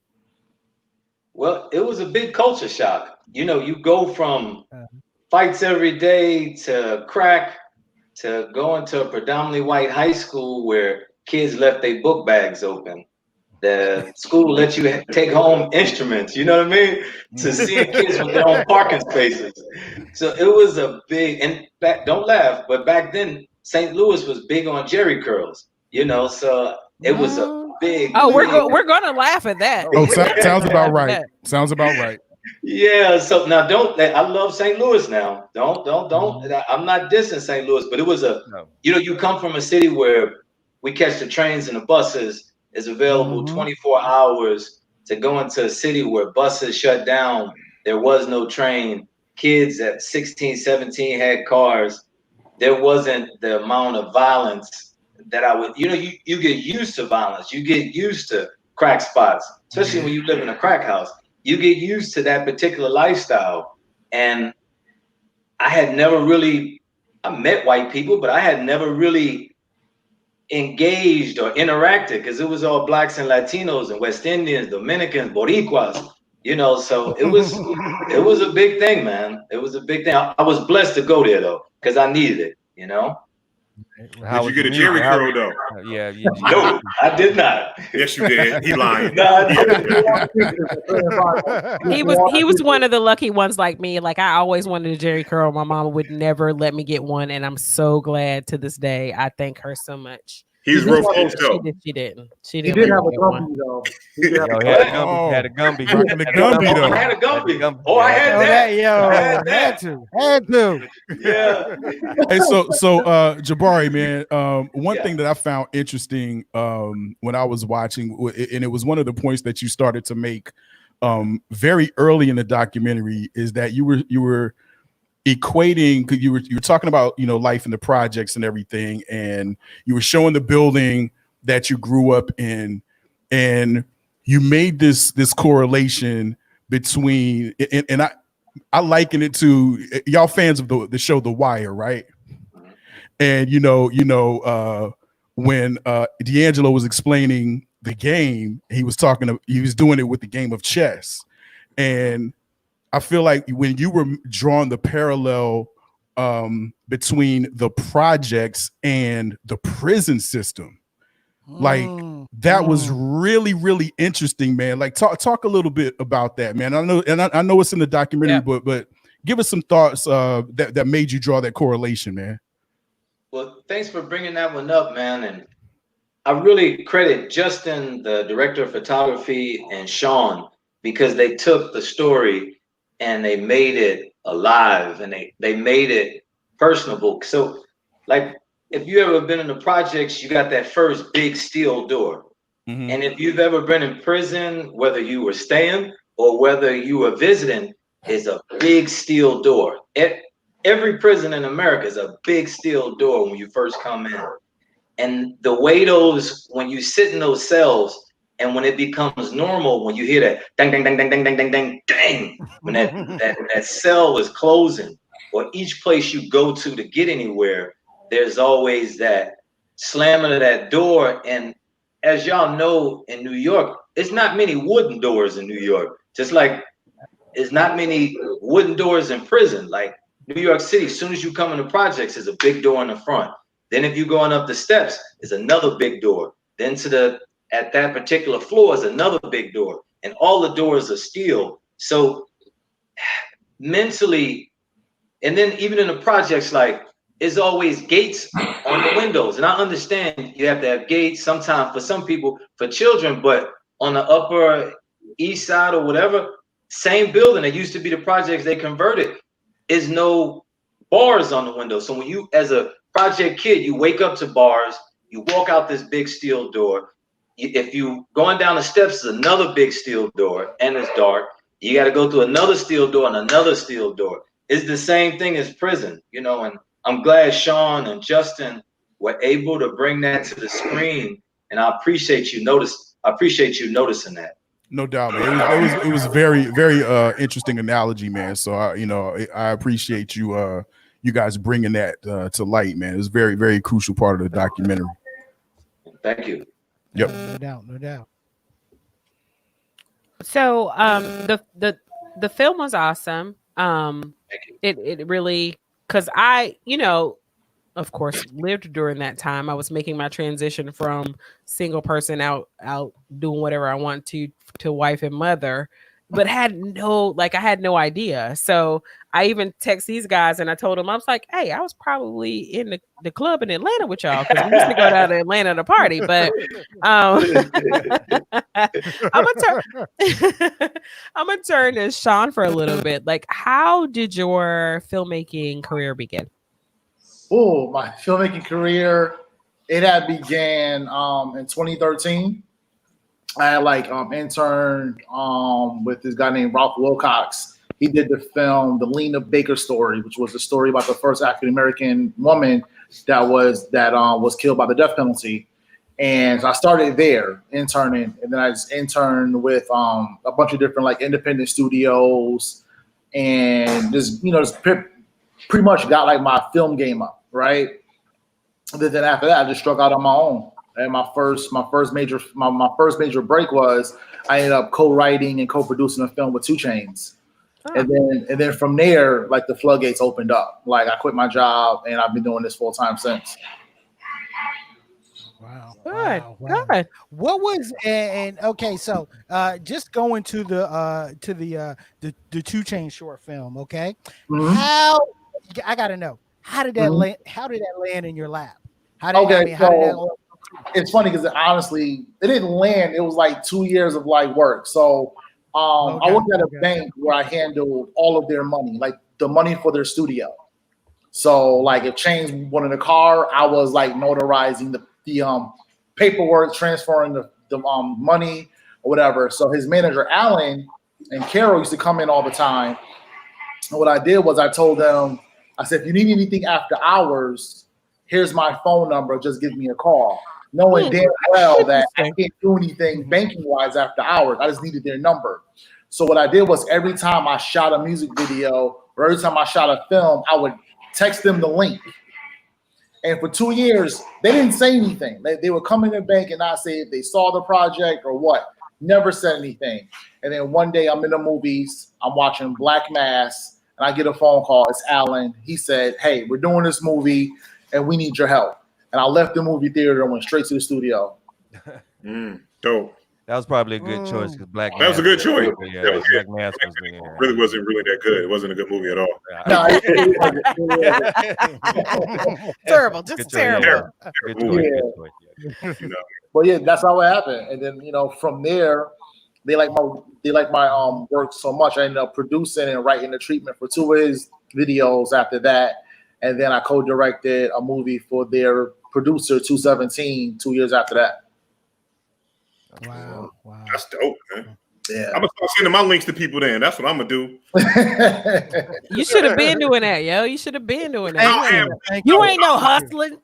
I'm a word of mouth dude. You know what I'm saying? If you ain't never heard it, people look at you, you ain't heard of Bishop Awake, what's wrong with you? That's how I do it. You heard of me yet? What's wrong with you? Why you on the internet? Nah, but my question is for Jabari. How did you bump into Big Meech? You know what I'm saying? To get you your foot in the game, with BMF is my question, because it's always one of them stories yo, you know what I mean? You walking down the street hey, Big Meech, hey, what's going on? Want to kill cocaine? Sure, let's get it.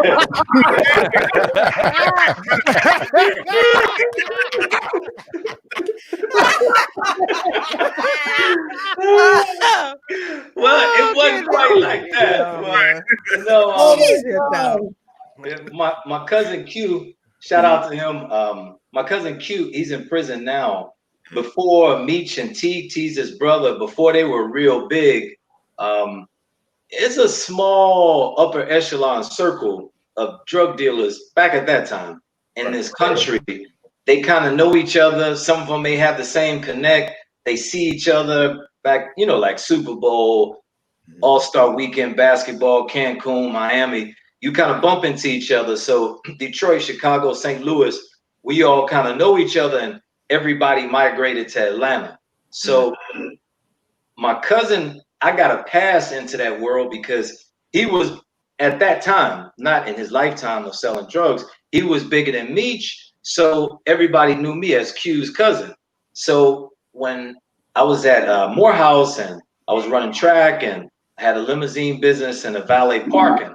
So all the hottest clubs, I used to be there and I was working, everybody knew me. And so we all kind of gravitated together, St. Louis, Chicago, Detroit guys. And I used to sell smoke back then. Statute of limitation is 5 years. This was 20 years ago. Just so you know. All right. Somebody get this man. I'm gonna get a T-shirt made, and I'll send it to you. Send me your address. Statute of limitations 5 years. I'll get you a T-shirt. Right. 16 months for most things. Murder and that stuff is not. But the question is, so a guy I used to run track with, him and Meech were tight. So because Meech knew me, and they never, for years I was around. I say for years I was around, and we would just party. You know, I'd be the smoke man or whatever the case would be, but it was never nothing. They come to my house, they kick it, smoke out my house, everything. Never talked any business. And in this particular world in the mob, somebody got to die or somebody got to go to prison for you to get that next spot. So I waited for years. I was ready, but it wasn't my time. So somebody got popped, and that was all she wrote. Next thing you know, because they knew my background. I used to work for my cousin. Again, statute of limitation is up. I used to work for my cousin driving. So I made the transition. They all knew me. They trusted me. And then bam, that's all she wrote. And again, for the benefit of those that are joining us now, and you haven't heard, the statute of limitations is now up. It is. So we can 60 talk. months, We 5 can years. talk freely. We can talk freely. I can, and you know, that's the funny thing. For years, I never ever talked about this because A, nobody would understand it, and then B, people were still in prison. You know, and the statute of limitation wasn't up, so you couldn't talk about it. You know, so.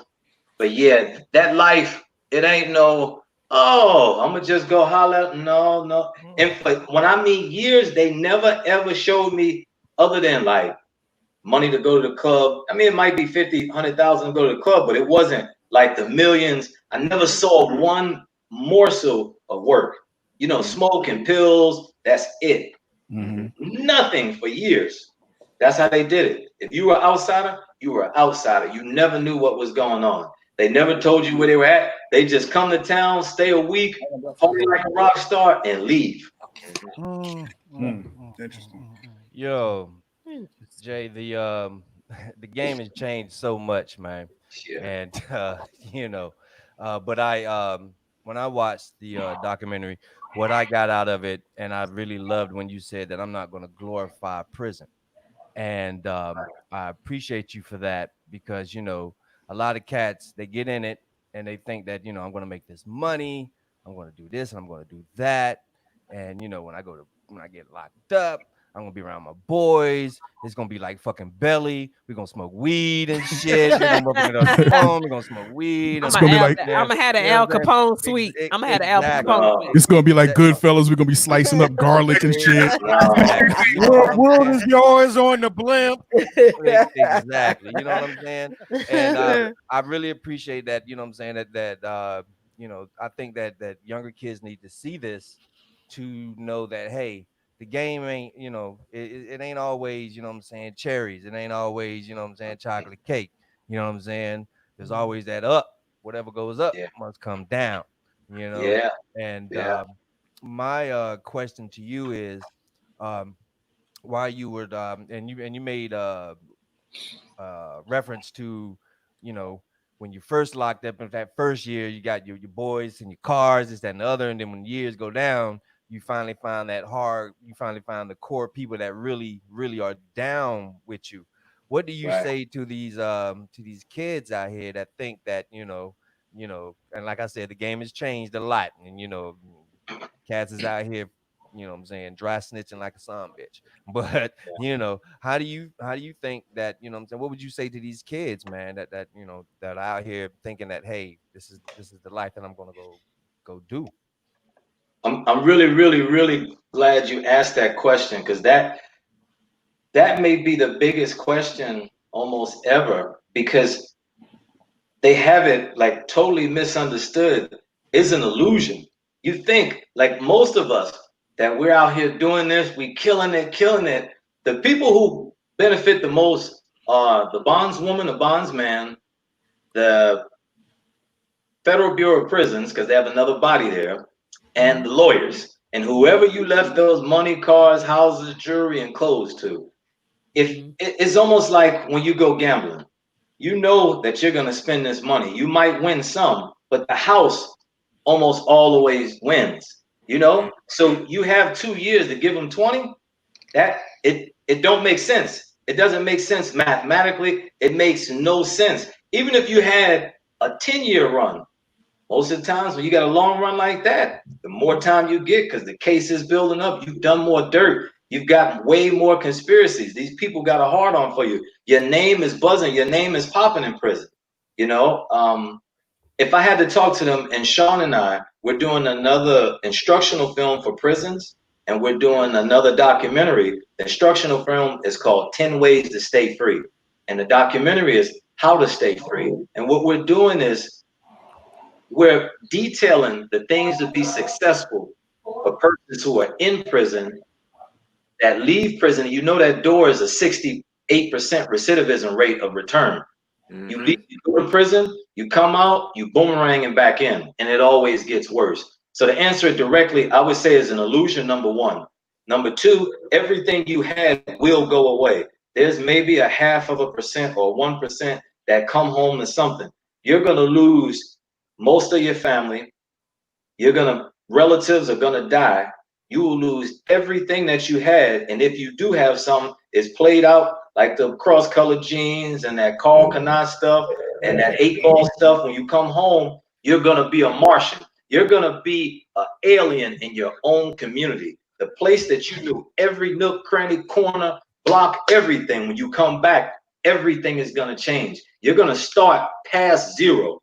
You're gonna come back, and that aha moment is when you're in prison. And when I was in prison, I was the clerk. I was the garage clerk. I made, and this was top pay, 23 cents an hour.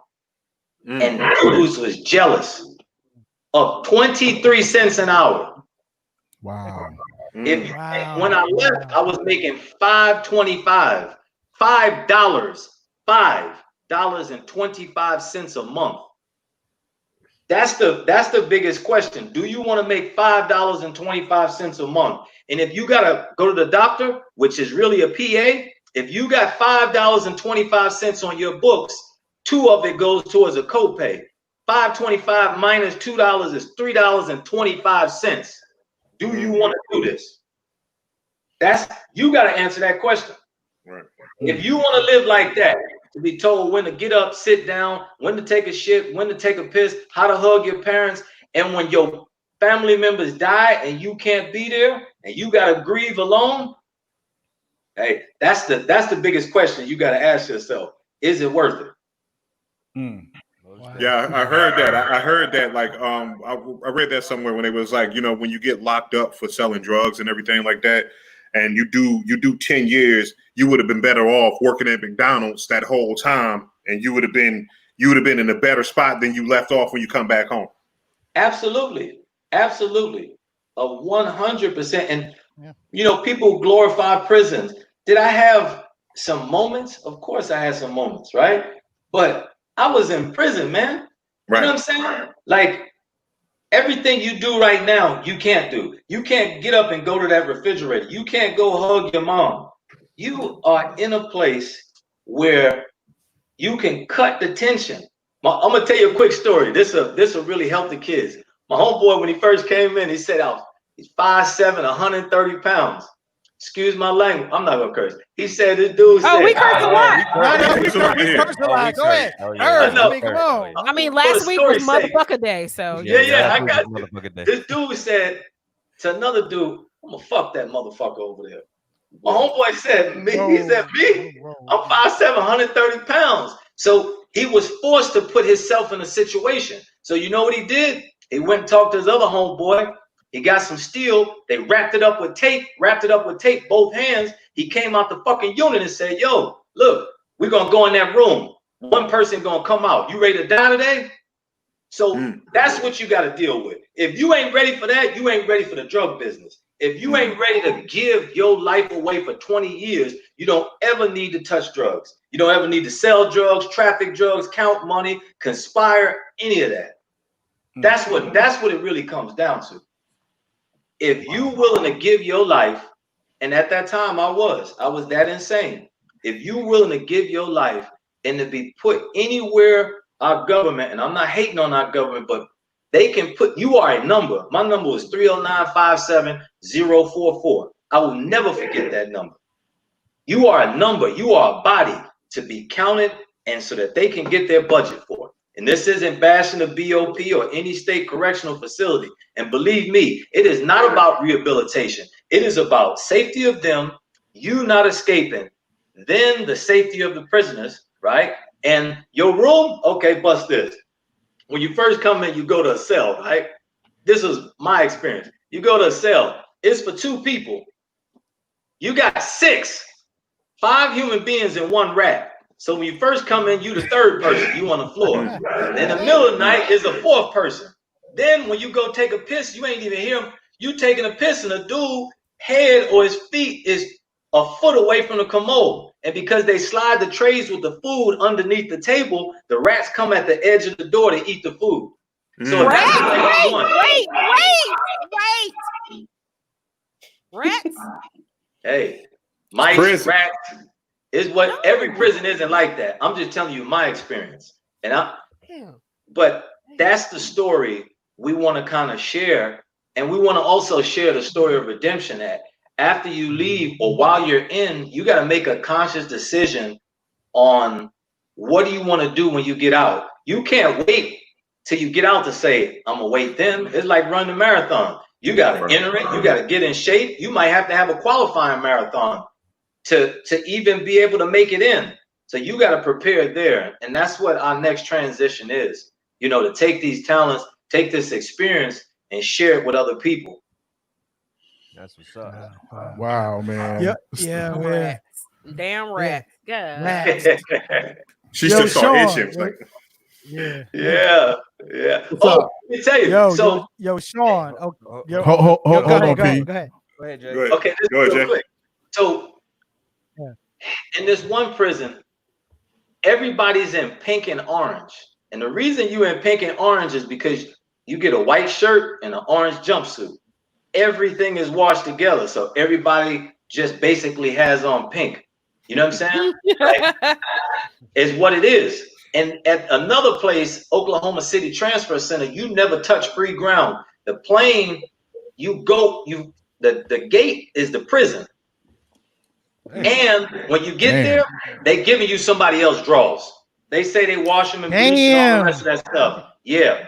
Yeah. And so if you don't want to wear somebody else's drawers that they said don't do no crime, that's what's going to happen. Life is not for me. That's true. Not for me. That's true. That's true.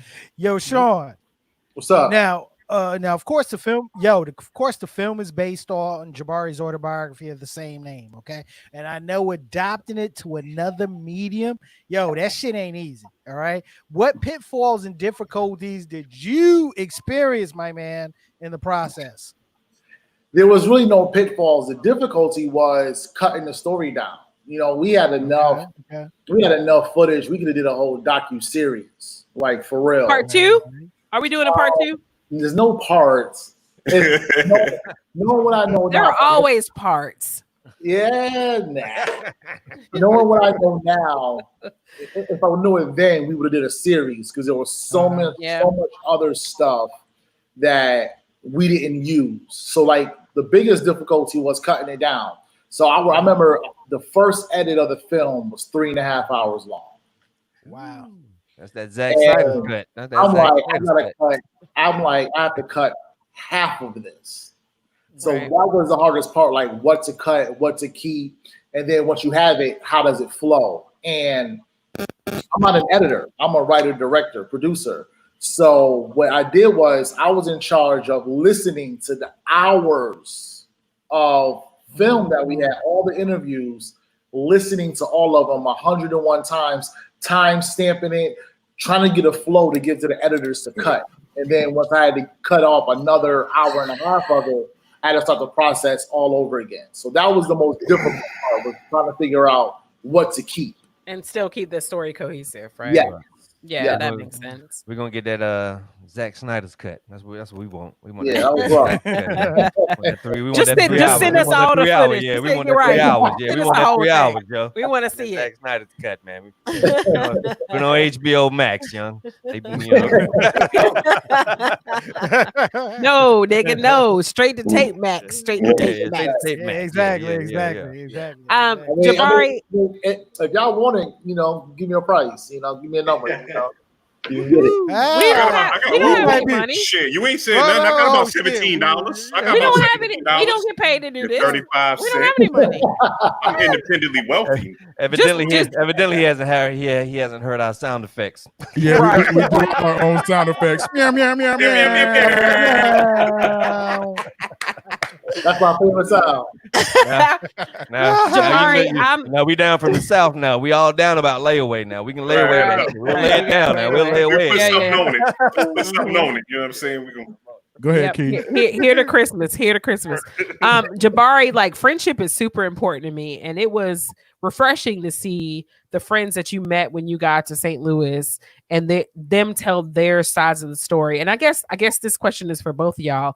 Where was that decision, and were there some people that weren't interested in telling their stories? Like I know that if I did some shit, then I'd have some friends that would be all on camera, and I have some friends that be like, no. Shut up, Bishop. But that just explain to me how that whole part of the documentary came about. Because normally you see, like, and I'm a documentary fiend, by the way. So normally you see the cops and then maybe a reporter that covered the story. Rarely do you see the person themselves that was involved. You don't ever see nobody friends, like, unless you're talking about R. Kelly, but that's a different story. But like, rarely do you see friends that were friends and still friends involved in this type of project. So how did that come to be? Basically, I just told Jabari, give me a list of the people that he wanted to talk to. I had always heard of BMF, but I wasn't about that life. I didn't know who to I didn't know who to go to or whatever. So Jabari gave us a list of the friends. And the cool thing about Jabari was anytime we interviewed his friends, he was never in the room. Good. He would leave so his friends could speak freely. So a lot of the stuff that his friends said, his first time seeing it was in the documentary. So what I wanted to do, and you touched on it, was tell the story from his point of view.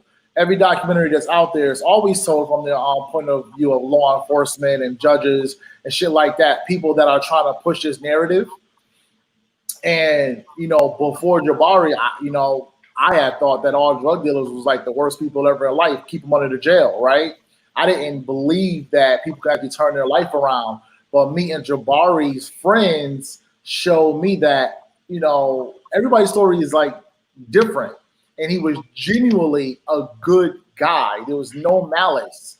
No one we talked to ever said that Jabari was a violent person, was an angry person, or just a downright evil person. So that decision was just based on him giving us a list of people and him allowing them to talk freely by him leaving the room.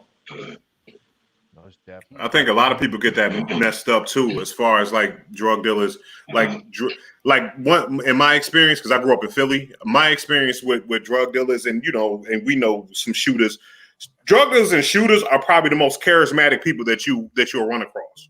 You know what I'm saying? Like someone, these people are not, and I've always said this too. I was like, because when we look at drug dealers, we kind of like what Jabari was saying. It's like they get like 2 years, but when they tell the story, it seemed like these cats been selling drugs for like 30 years. It's like but you like, yo, they start selling drugs at 15 and they're running basically Fortune 500 companies. You know what I'm saying? At 15, 20 years old or whatever, within a 5-year span. And it's like this, you can understand that these people are brilliant. They're you know what I'm saying? Almost in some cases, and Jabari could talk to this level, you probably met some cats that's genius level of mathematicians because they keep everything in their head. You know what I'm saying? And they know how to move through and problem solving skills and all these things that you think is a good CEO.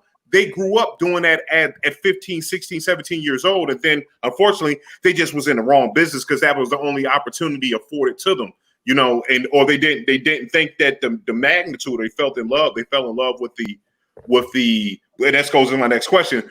How did, you know what I mean, the intoxication. Can we talk about that? The intoxication of being, you know what I'm saying, with in the game. Absolutely. How was that? I want to go back to the sister question.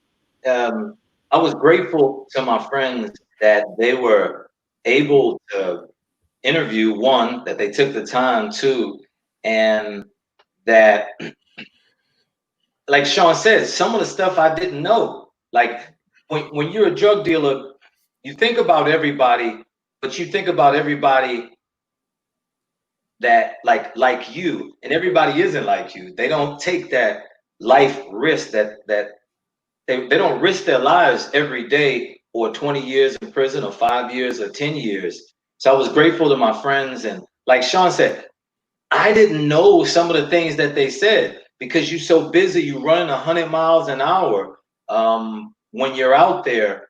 But sometimes I had to see it 3 and 4 times to catch some of the stuff that my friends were saying, and how they loved me, and how they cared for me, how they were concerned, or how they were mad at me. That's the thing.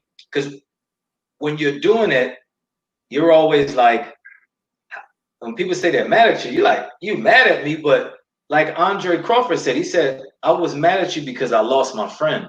I was mad at you because I knew you had a newborn child. I was mad at you because I was in those same places, and not because you wanted to get me locked up.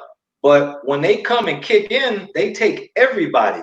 Is a wide net, and you got to prove your innocence. Mhm. So, you know, and to answer your question, brother, when you said, like, my lawyer said it best. He was like, a lot of drug dealers, like you said, could run Fortune 500 companies. They just chose another path.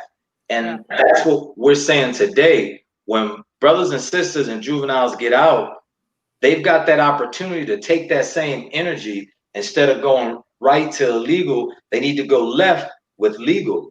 Just like this film business, it's all a drug deal. People gotta like you in order to spend money with you. Same thing with drugs. If they don't like you or they don't trust you, they're not gonna spend money with you. And there's a lot of moving parts. You've got to go put in the work, and you got to outwork everybody. Successful drug dealers and successful CEOs are one and the same.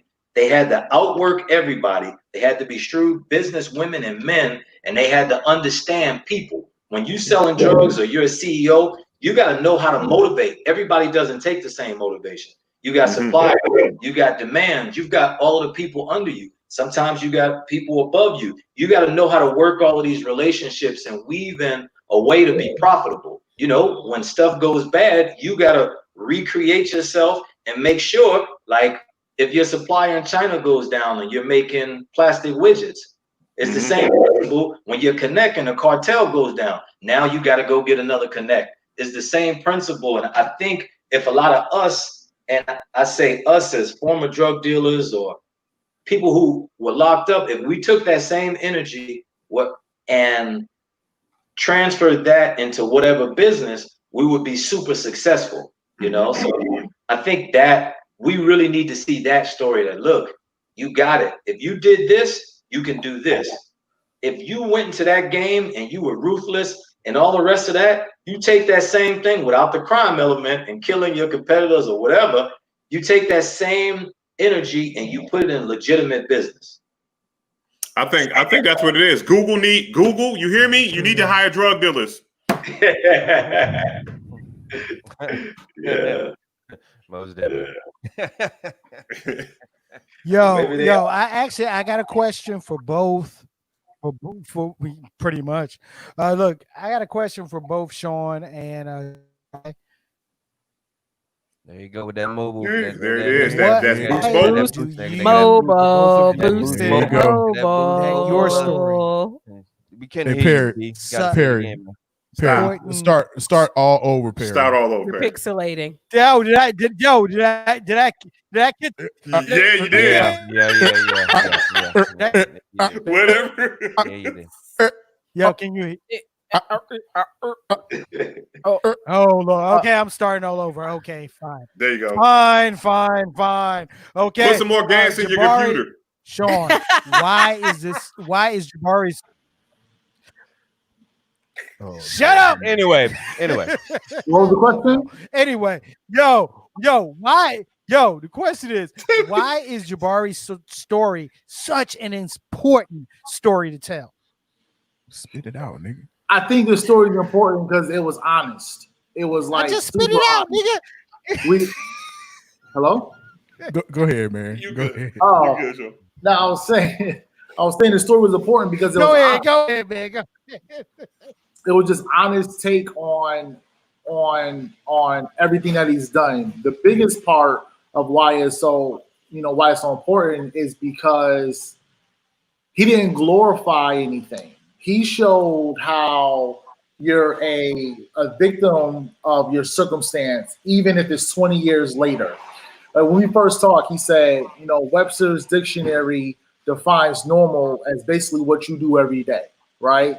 And his normal was running drugs at 6 years old. And for the people that think that you got to be born bad or, you just turn bad, this documentary shows that that's not the case. Like, he wasn't born bad. He actually made it out of New York. How many kids of crack addicted parents do you know get a scholarship to college? How many of them do you know graduate summa cum laude, become an all-American athlete? And then because of what his normal was at 6, it made him easily susceptible to do this at 25, 26 years old, right? So he wasn't this bad person. It's important to show that normal people can make the same mistakes.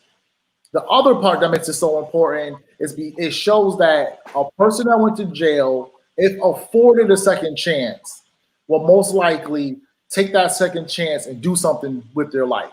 Right. So Jabari got out of prison, got full custody of his son, and then started a multi-million-dollar a year business. He's been a law-abiding citizen since. And a lot of times people love to continuously demonize criminals when they come out of jail and they don't give them that fair shot. They don't give them that fair assessment. I was guilty of that. I always tell people that if I would have known what Jabari's past was the very first time he sat at my desk, he probably wouldn't have been a client of mine. And that's a fucked up perception to have of somebody because we all sin differently, right? We've all done something in our lives that we were given a second chance from. And in my mind, because he was a drug dealer, he didn't need one. The cool thing was I saw him as the man that he is today, or when I met him, and not his past. So it's important to show people that people can come out and literally change their lives. That's it. Yeah. And what Sean said is true. Like, we wanted people to see a complete story, not just like you guys had said earlier from the DEA or from, you know what I mean? We wanted to show like the whole narrative. Where did you come from? Why did you go there? Why did you do it? And what are you doing now? They usually say where you came from, what you did, basically you did. We wanted to show that, look, you can have this life, and this isn't in a braggadocious way, but this is to say, hey, look, all legally. I've been to Barcelona, I've been to Dominican Republic, Puerto Rico, Turks and Caicos, and South Africa. I saved, my wife works, and I can still live a full life and not have to go back to that. All of us have ups and downs, but we really wanted to show the complete story and our story by us, for us, and to help us, because there's a lot of people that think I'm gonna go back to what I know, or I can't do anything else. I didn't know about the body shop business before I went in, and when I got out, I was a big fish out of water, but I had to outwork everybody. I had to prove myself, and I had to take my knocks and take baby steps to get where I am, but we wanted to show the complete story, not just the clubs, the strip clubs, the money, the cars, the glamorous vacations. life. Yeah, there's enough of that out there. We wanted to show it, and Sean and Justin did a great job of taking their time and not just glorifying the story, but giving you the complete narrative. So we're grateful that people can see it on Amazon Prime.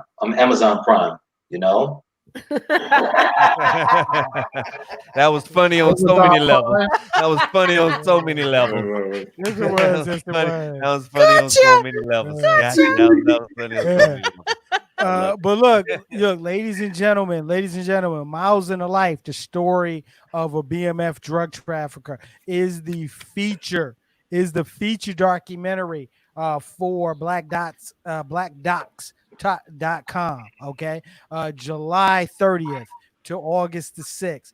Definitely check it out. The link is the link is in the comments. Okay, go by the Black Docs Facebook page. Go to blackdocs.com.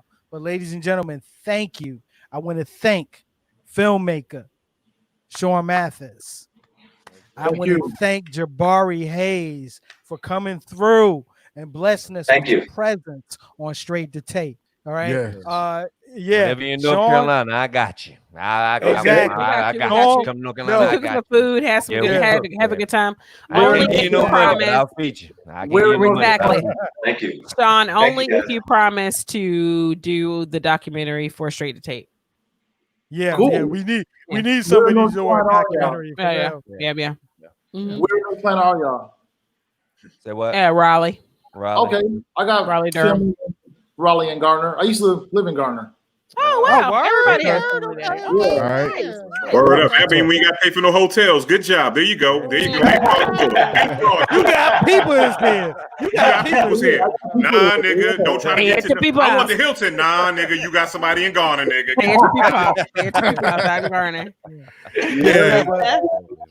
Yeah, but definitely S2Ters. Check this documentary out. It's good. Yeah, it's fabulous. It's fabulous. From the documentary and check out their Q&A, Black Docs. Okay, it's gonna be great, just like this one was great. So, gentlemen, thank you for coming through. You're welcome back anytime. Just on some humble shit. Okay. Okay. Thank you again for having us. And I'm gonna tell y'all this right here. We better see y'all in the comments within the next couple of weeks. You know what I'm saying? Oh, yeah. Or guess what? Your Yelp review was going down on Bishop and Megan. Yelp review. I'm sick of niggas being guests that don't want to support the show. I'm looking. I can see your faces. I'm finding y'all on Facebook. Y'all will get a joint from me. I'm unlike all the bitches I did like. I always like the group, so I like the page. I turn the notifications on. So no doubt. That's what's up. Yeah, I appreciate it. All right, y'all, man. Y'all keep welcome home again, Jay. The documentary. I'm definitely gonna check it out. I haven't had it. My weekend was crazy or whatever, so I hadn't had a chance to check that out. But you know what I'm saying? I am definitely gonna do it. Oh no, shoot. You think I'm a front? I'm not gonna front. Leave a review. Right. Leave a review. I will. I did not do that. It's gonna be scathing. It's gonna be a scathing review. Yeah. Hey. Bishop does have 87 kids, so we give him a pass often. True. Thank you. No, he's no out this motherfucker for real. But anyway, gentlemen, thank you. Come through again, man. Thanks for having us. Thank you. Thank you. Later. All right, that's what's up, man. That was dope. Yeah, that was great. That was dope. Good. That was dope. That was good. Yo, Tico. Yes. Do you have anything weird for us today? Well, it is weird, but it's from a Republican, so I don't know. Oh God, ladies and gentlemen, Tico's Theater of the Weird.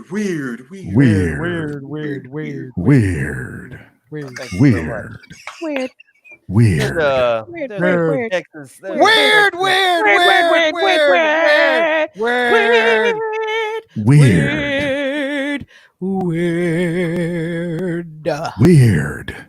That shit was weird.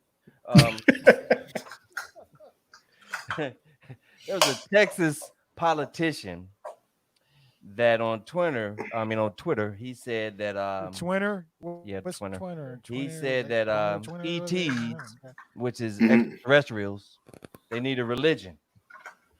They said that he said that if aliens would have accepted Jesus Wait, Christ hold as on. their savior, Tico, pause a minute. Who is playing the cup game right now?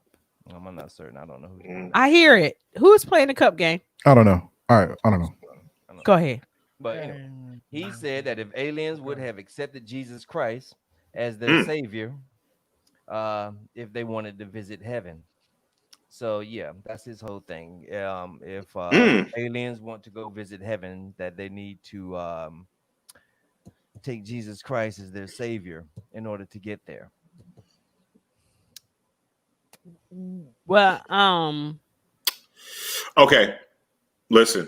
I'm gonna tackle this. I'm gonna tackle this because I asked this Please question do, one time. please go for it. Go for it. Listen, I I'm asked this at a loss. question. I Yeah, asked this question big one time. I say, if aliens came down, because one of my friends is super Christian, right? I'm talking about when he's super Christian, I'm talking about super Christian, right? So I was like, listen, Why the fuck I got to be weird? Fuck. right? Anyway, go ahead. So, Go ahead. that's fake anyway. But so I asked him. I said, could when aliens come down here, could you know what I'm saying? They come to your church. This month said no. I said, why? Why can't aliens be Christians too? And then my thing is like this, like, you know, I think what it is, aliens got their own heaven because, you know what I'm saying, if you believe in God, you believe God made everything. And guess what? Maybe they have their own religion. It's kind of like when people say God and Allah is the same person. So they probably already have a religion. You just can't make them Christian. You know what I'm saying? You don't know if Christianity's right. To be honest with you, you just got the faith in it. So guess what? He does not have my alien friend can pray to whatever God they pray to, and then we'll work it out all at the end.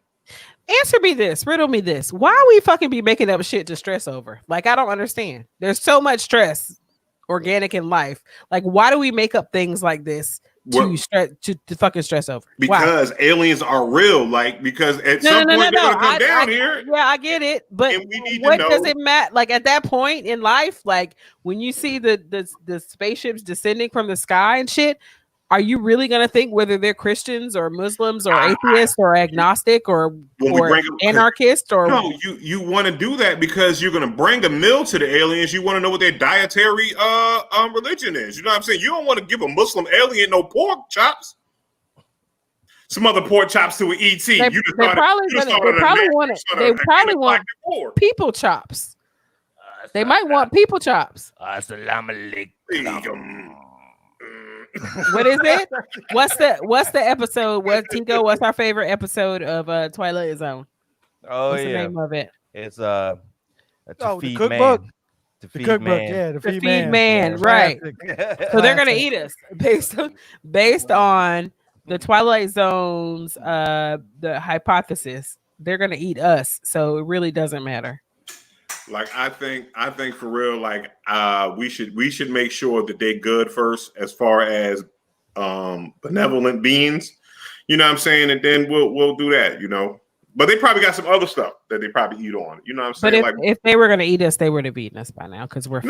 No, we're fat. We're fat. We're right for the picking.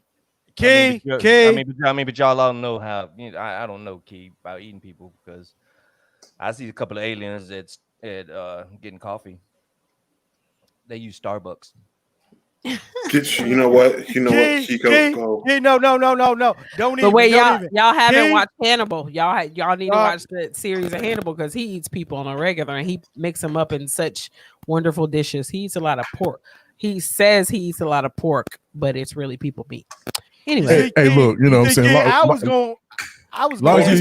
Hey, look, long as he throws some cilantro and some sweet heat in there, you know what I'm saying? and he does. Really, Rob? Really? And a sauce runs. You know, I told y'all if we ever got into a plane crash, I will eat you motherfuckers. I will eat you. Like, I'm not gonna kill you. I'll wait for you to die off, but your livers. Yes, I'm Key, save us. We need a motherfucking verse. And this ain't even our motherfucking episode. But we need Do a people taste like motherfucking verse chicken though? right Do now. people taste like chicken? Like if you think No, about apparently it, they taste. Hey, There are parts of the body that taste like you can prepare like fish. Yes. I'm just going base because I've been Yes. watching Hannibal, right? Yes. it's all Sorry, about how you Perry. cut it. It's all I've been about how you watching. No, No, it's all about the part of the body and then Mhm. how you prepare it and cut it, right? Right. So like the leg, he had a whole leg and it looked like a leg of lamb, but it was really like a human thigh. And then there was another part of the body, I don't know what part it was that he had, but he disguised it as fish. So he had it on a plate with like sea urchin and caviar, like sushi. So Yeah. I don't It's know all what about part the of the cut. body that is. Yep, it's all Right, about the okay. cut. Turkey chop tastes Yeah. just like pork chops. did you just say it's all about the cut? Yeah, all Yep. about the cut. Son. Turkey chops. I hate it here. I No, you don't. truly, You love truly hate you it here. know bet. I You hate know it here. bet. Hey, P, give us a verse. All right. So I had a very good friend pass away this week unexpectedly. And it Yeah. was it Sorry fucking for your sucks. loss. And he is a great guy to many people. big Like he's a dude. huge presence in and around Raleigh. And so I say that to say that if you have petty disagreements or you have even not so petty disagreements, or just tell the people that you love them. I love you guys. I love you too. Like, Love you tell too. tell them daily. And I've grown into that as I've gotten older, probably in the last 5 years or so, that when I hang up the phone with the people that I love, that I tell them I love them, and they're kind of like, "Oh, I love you too." But just get used to doing that. Like, tell people you Mhm. love them while they're here. Like, once they're gone, it's too fucking late, yo.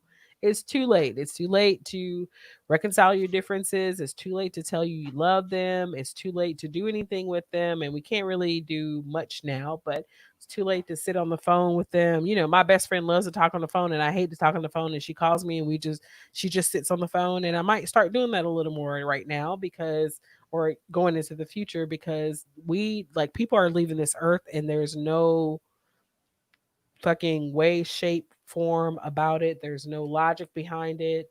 Like, I don't remember my parents having these types of conversations at 45. I don't, or between 45 and 50. So just live your life, enjoy the people that you have in your life, and love on the people, like actively love on the people that you have in your life now, like right now. Do it right now. After the show's over, do it. I totally agree with you. I do too. I told- Yeah. And me for a totally different reason too, because I'm the type of person that if I don't like you, I'm never going to like you. So it's going to be like if you get into the place, because y'all know me, I'm a real like goofy guy and everything like that. So I tell the people I've been practicing telling people, my homeboys and people that I love them since I'm in my early 20s.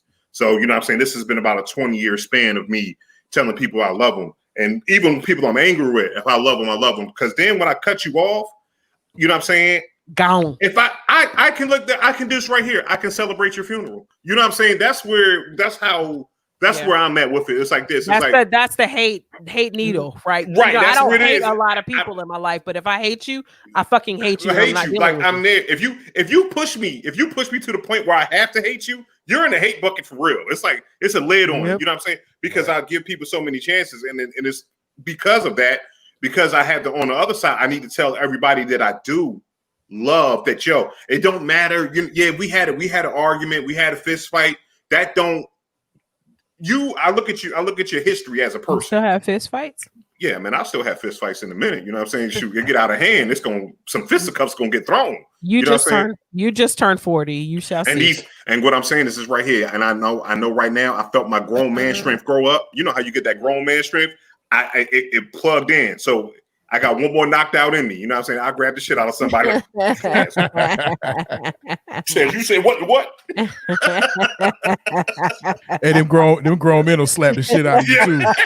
Quickly. Are you not grown men though? Are you not grown men? You're only a grown man. You're only a grown man when you can take and squeeze a thigh. When you can squeeze a thigh and bring a man down just by grabbing his thigh or his shoulder. Or his shoulder. A chicken thigh. Nah, man. Let me tell you, man. I got into a fight with my stepfather one day. You know, I said that line that everybody says, you ain't my daddy. Daddy, oh shit. So we went outside, and y'all know Teddy. He's straight from the country. You automatically got fucked up. I know. Teddy's probably big as fuck too. Ain't Teddy got big ass fists? Yeah, he got the big ass fist, bro. Let me tell you, man. I sat out there dunking. You know, I got my fist all balled up. I'm about to damn. You know what I'm saying? In my mind, I'm like, yeah, he big, so I'm gonna go around him, dip, poop, stick him like that. This dude stepped on my foot. I couldn't go nowhere. And just grabbed me by my shoulder and just put the daggone Vulcan death lock on my ass. And I was like, all right. You got me this time. You wait until I get 50. But anyway.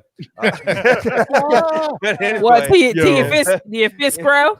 Exactly, to my fist grow. Exactly, bro. Teddy a hard worker, man. His whole fist is made of a callus. Right. Exactly. His whole fist is a callus. Yo, do we do shit like this? Like take fried chicken and turn it over with his fingers? Like, yeah, yes, turn this shit over. In the grease. Got no feeling. In the grease. No. Yep. You got not blinking one bit. Not blinking. I'm almost there. Right, Rob? I'm almost there. He'll punch you in the chest. You wind up looking like daggone look like your boy from wrestling. What's his name? What's a black dude from wrestling? New Day. What's your boy? New Jack with the caved in chest. Old boy with the caved in chest. Oh, you talking about Kofi Kingston? Yeah, Kofi. Your old chest be looking like Kofi Kingston. Old big hole in your chest, bro. Word up. Fucking them over there. Be bowling eggs like this. I'm bowling these eggs. I'll smooth all of this icing over the cake to finish with. Again, tell the people that you love them. Remove the people that you don't love from your life. Live your life. That's it. So true. Yes. So true. Live your life. Ladies and gentlemen, hey, another great edition of Straight to Tape. Make sure that you are following us on our social media platforms. Like us on Facebook, on Instagram, and on Twitter, Straight to Tape. Okay. Follow our YouTube channel, Straight to Tape on the Tube. Also, catch us on our podcasting platforms such as Google Play, such as SoundCloud, and such as Apple Podcasts. You notice I didn't snob this one out, so shut up. Anyway, yo, Rob. Yeah, man, get some love to the comment section, all right? Man, listen, man. I just I just gotta give y'all love, man. As usual, man. I know I'm gonna miss a few people because so many people checked in, but of course, Candace and Justin came through. Lynn is in the building. Sheba. Forget you, Faith, talking about I'm weird. Fuck out of here, man. You are weird, though. No, I'm not. But you be talking about my best friend. Y'all niggas is weird. Y'all are weird. Takes one to know one, nigga. Takes one to know one. I hang around y'all because y'all are weird, and I just look at y'all like, no, I'm just playing. I'm weird too. Capo, what's up, man? Yo, Chris Everett came through. What's up, homie? Shouts out to Chris. Listen, man, shouts out to Chris, man, and again our guest, man. Who else came through? Latricia came through. My man Don Marshall checked in. Yo, you know what Don, I'm saying? what's up? NCCU in the building. You know what I'm saying? My man Jimmy came through. Ethan came through trying to start trouble early. Whatever. That's Ethan. That's That's Ethan. That motherfucker always. Anyway, man, if I missed y'all, man, forgive me. But just shout out to everybody of course that continues to support Straight to Tape, man. Thanks for coming through and joining us as always. Y'all could have been anywhere, but you chose to hang out with our crazy asses. And for that, we love you. Thank you. Thank you very much. Thank you very much. Thank you. Yo, Bishop Omega. Yes. Yo, man, what do we expect from Intelligently Ratchet this Wednesday night at 9 p.m. Eastern Standard Time? Well, shoot, we're gonna talk about a whole bunch of, different subjects and everything like that. I don't think we went through the lineup yet of some of the stuff we're gonna talk about. Of course, we can talk about Regis Philbin. He just passed. Also, the trainer that plays boxers, Nassim, if y'all know anything about boxing, he passed away also. He was like a big trainer. We're gonna talk about the Mike Tyson versus Roy Jones fight. You know what I'm saying? If we're here for that, and the opening of the NBA, and LeBron James being like 5 years younger than me with the gray right here. He been Beijinging this part right here this whole time. LeBron, you can't lie to us in the COVID. So you know what I'm saying? We're gonna talk about that, man, and other stuff, man. You know what I'm saying? Entanglements, you know what I'm saying, and how to the guide to be a better side piece, you know what I'm saying, is the documentary we're working on. How the guide to be a better side piece. The whole documentary? Yeah. It's a whole document. It's a lot of stuff that people don't know about being a side piece, you know what I'm saying, and that you have to go into, because a lot of the reason why a lot of the world's ills and people's and everything like that going down is because people get into these side piece contracts and don't know how to be a good side piece. You know what I'm saying? Side piece is not for everybody. Nope. Right. Yeah. It's not for everybody. For everybody. Yo, you and Big Just hit me on that on that Tyson versus Roy Jones Jr. Conversation.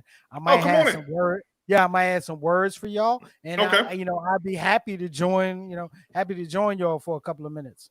Listen, you will definitely just go ahead. Just make sure we send if it's Boost Mobile. If it's Boost Mobile's working on a Wednesday night. It doesn't. It's probably not, but it's okay. We'll make fun of him anyway, because you know what I'm saying, it's gonna work on our show because not everybody's online at the same time. So it's like more people are actually. Damn it, I'll do it from my phone. Anyway, ladies and gentlemen, Bishop Omega, definitely check him out Wednesday nights, 9 p.m. Eastern Standard Time, Intelligently Ratchet, right here on Facebook Live. So, once again, great show, ladies and gentlemen. Thank you for joining us. Woo-hoo! And for the comedian, Tico de Gallo. I just want to say thank you all for listening, and I had to say goodbye to my church choir last Sunday due to the simple fact of organ failure. Bye. That's a nice one. That's a slow burn. That was. Organ failure. I had to think about that one for a minute. For the First Lady of S2T. It's the aftertaste that gets you. Mom, Keisha, with a Y. Hey, y'all support us and you're here every week, but please like and share the page. Share the lives, share the posts, share the page out to your many, many followers. We need you. Thank you.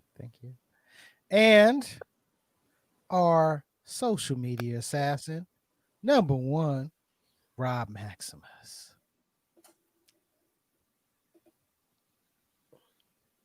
Good. You muted yourself, sir. Muted yourself. Yeah, I mean, you muted yourself. No, nigga, you mute. It says the host has unmuted your mic. So you damn, my bad. Wrong button. There we go. Bastard. Shut up. Anyway, so definitely like, share all of our posts and everything, the lives and whatnot. Give us that love. Thank you for being here every week, all of you faithful people. So definitely share and otherwise to the other ones that are out there that are constantly, on our jock strap. Shout out to you too. Shout out to your professional skills at riding dick. All right. Thank you. Bow, bow, bow, bow, bow, bow, bow, And bow, bow, bow, bow, bow, bow, of bow, course. bow, bow, bow, bow, bow, Yo, bow. yo, I see in the corner. Bow, bow, bow. give 2 more bows. 2 more bows. A good one. A hard one. Bow, bow. There we go. Oh, that's there we good. go. That's good. That's good. And ladies and gentlemen, it's your man C. Perry Elise II. As always, let's stay safe. Let's stay true to ourselves, and let's get active. We'll see y'all next week. Peace. John Goodbye. Henry. Later. He's coming back. And shut up, Tico. We out.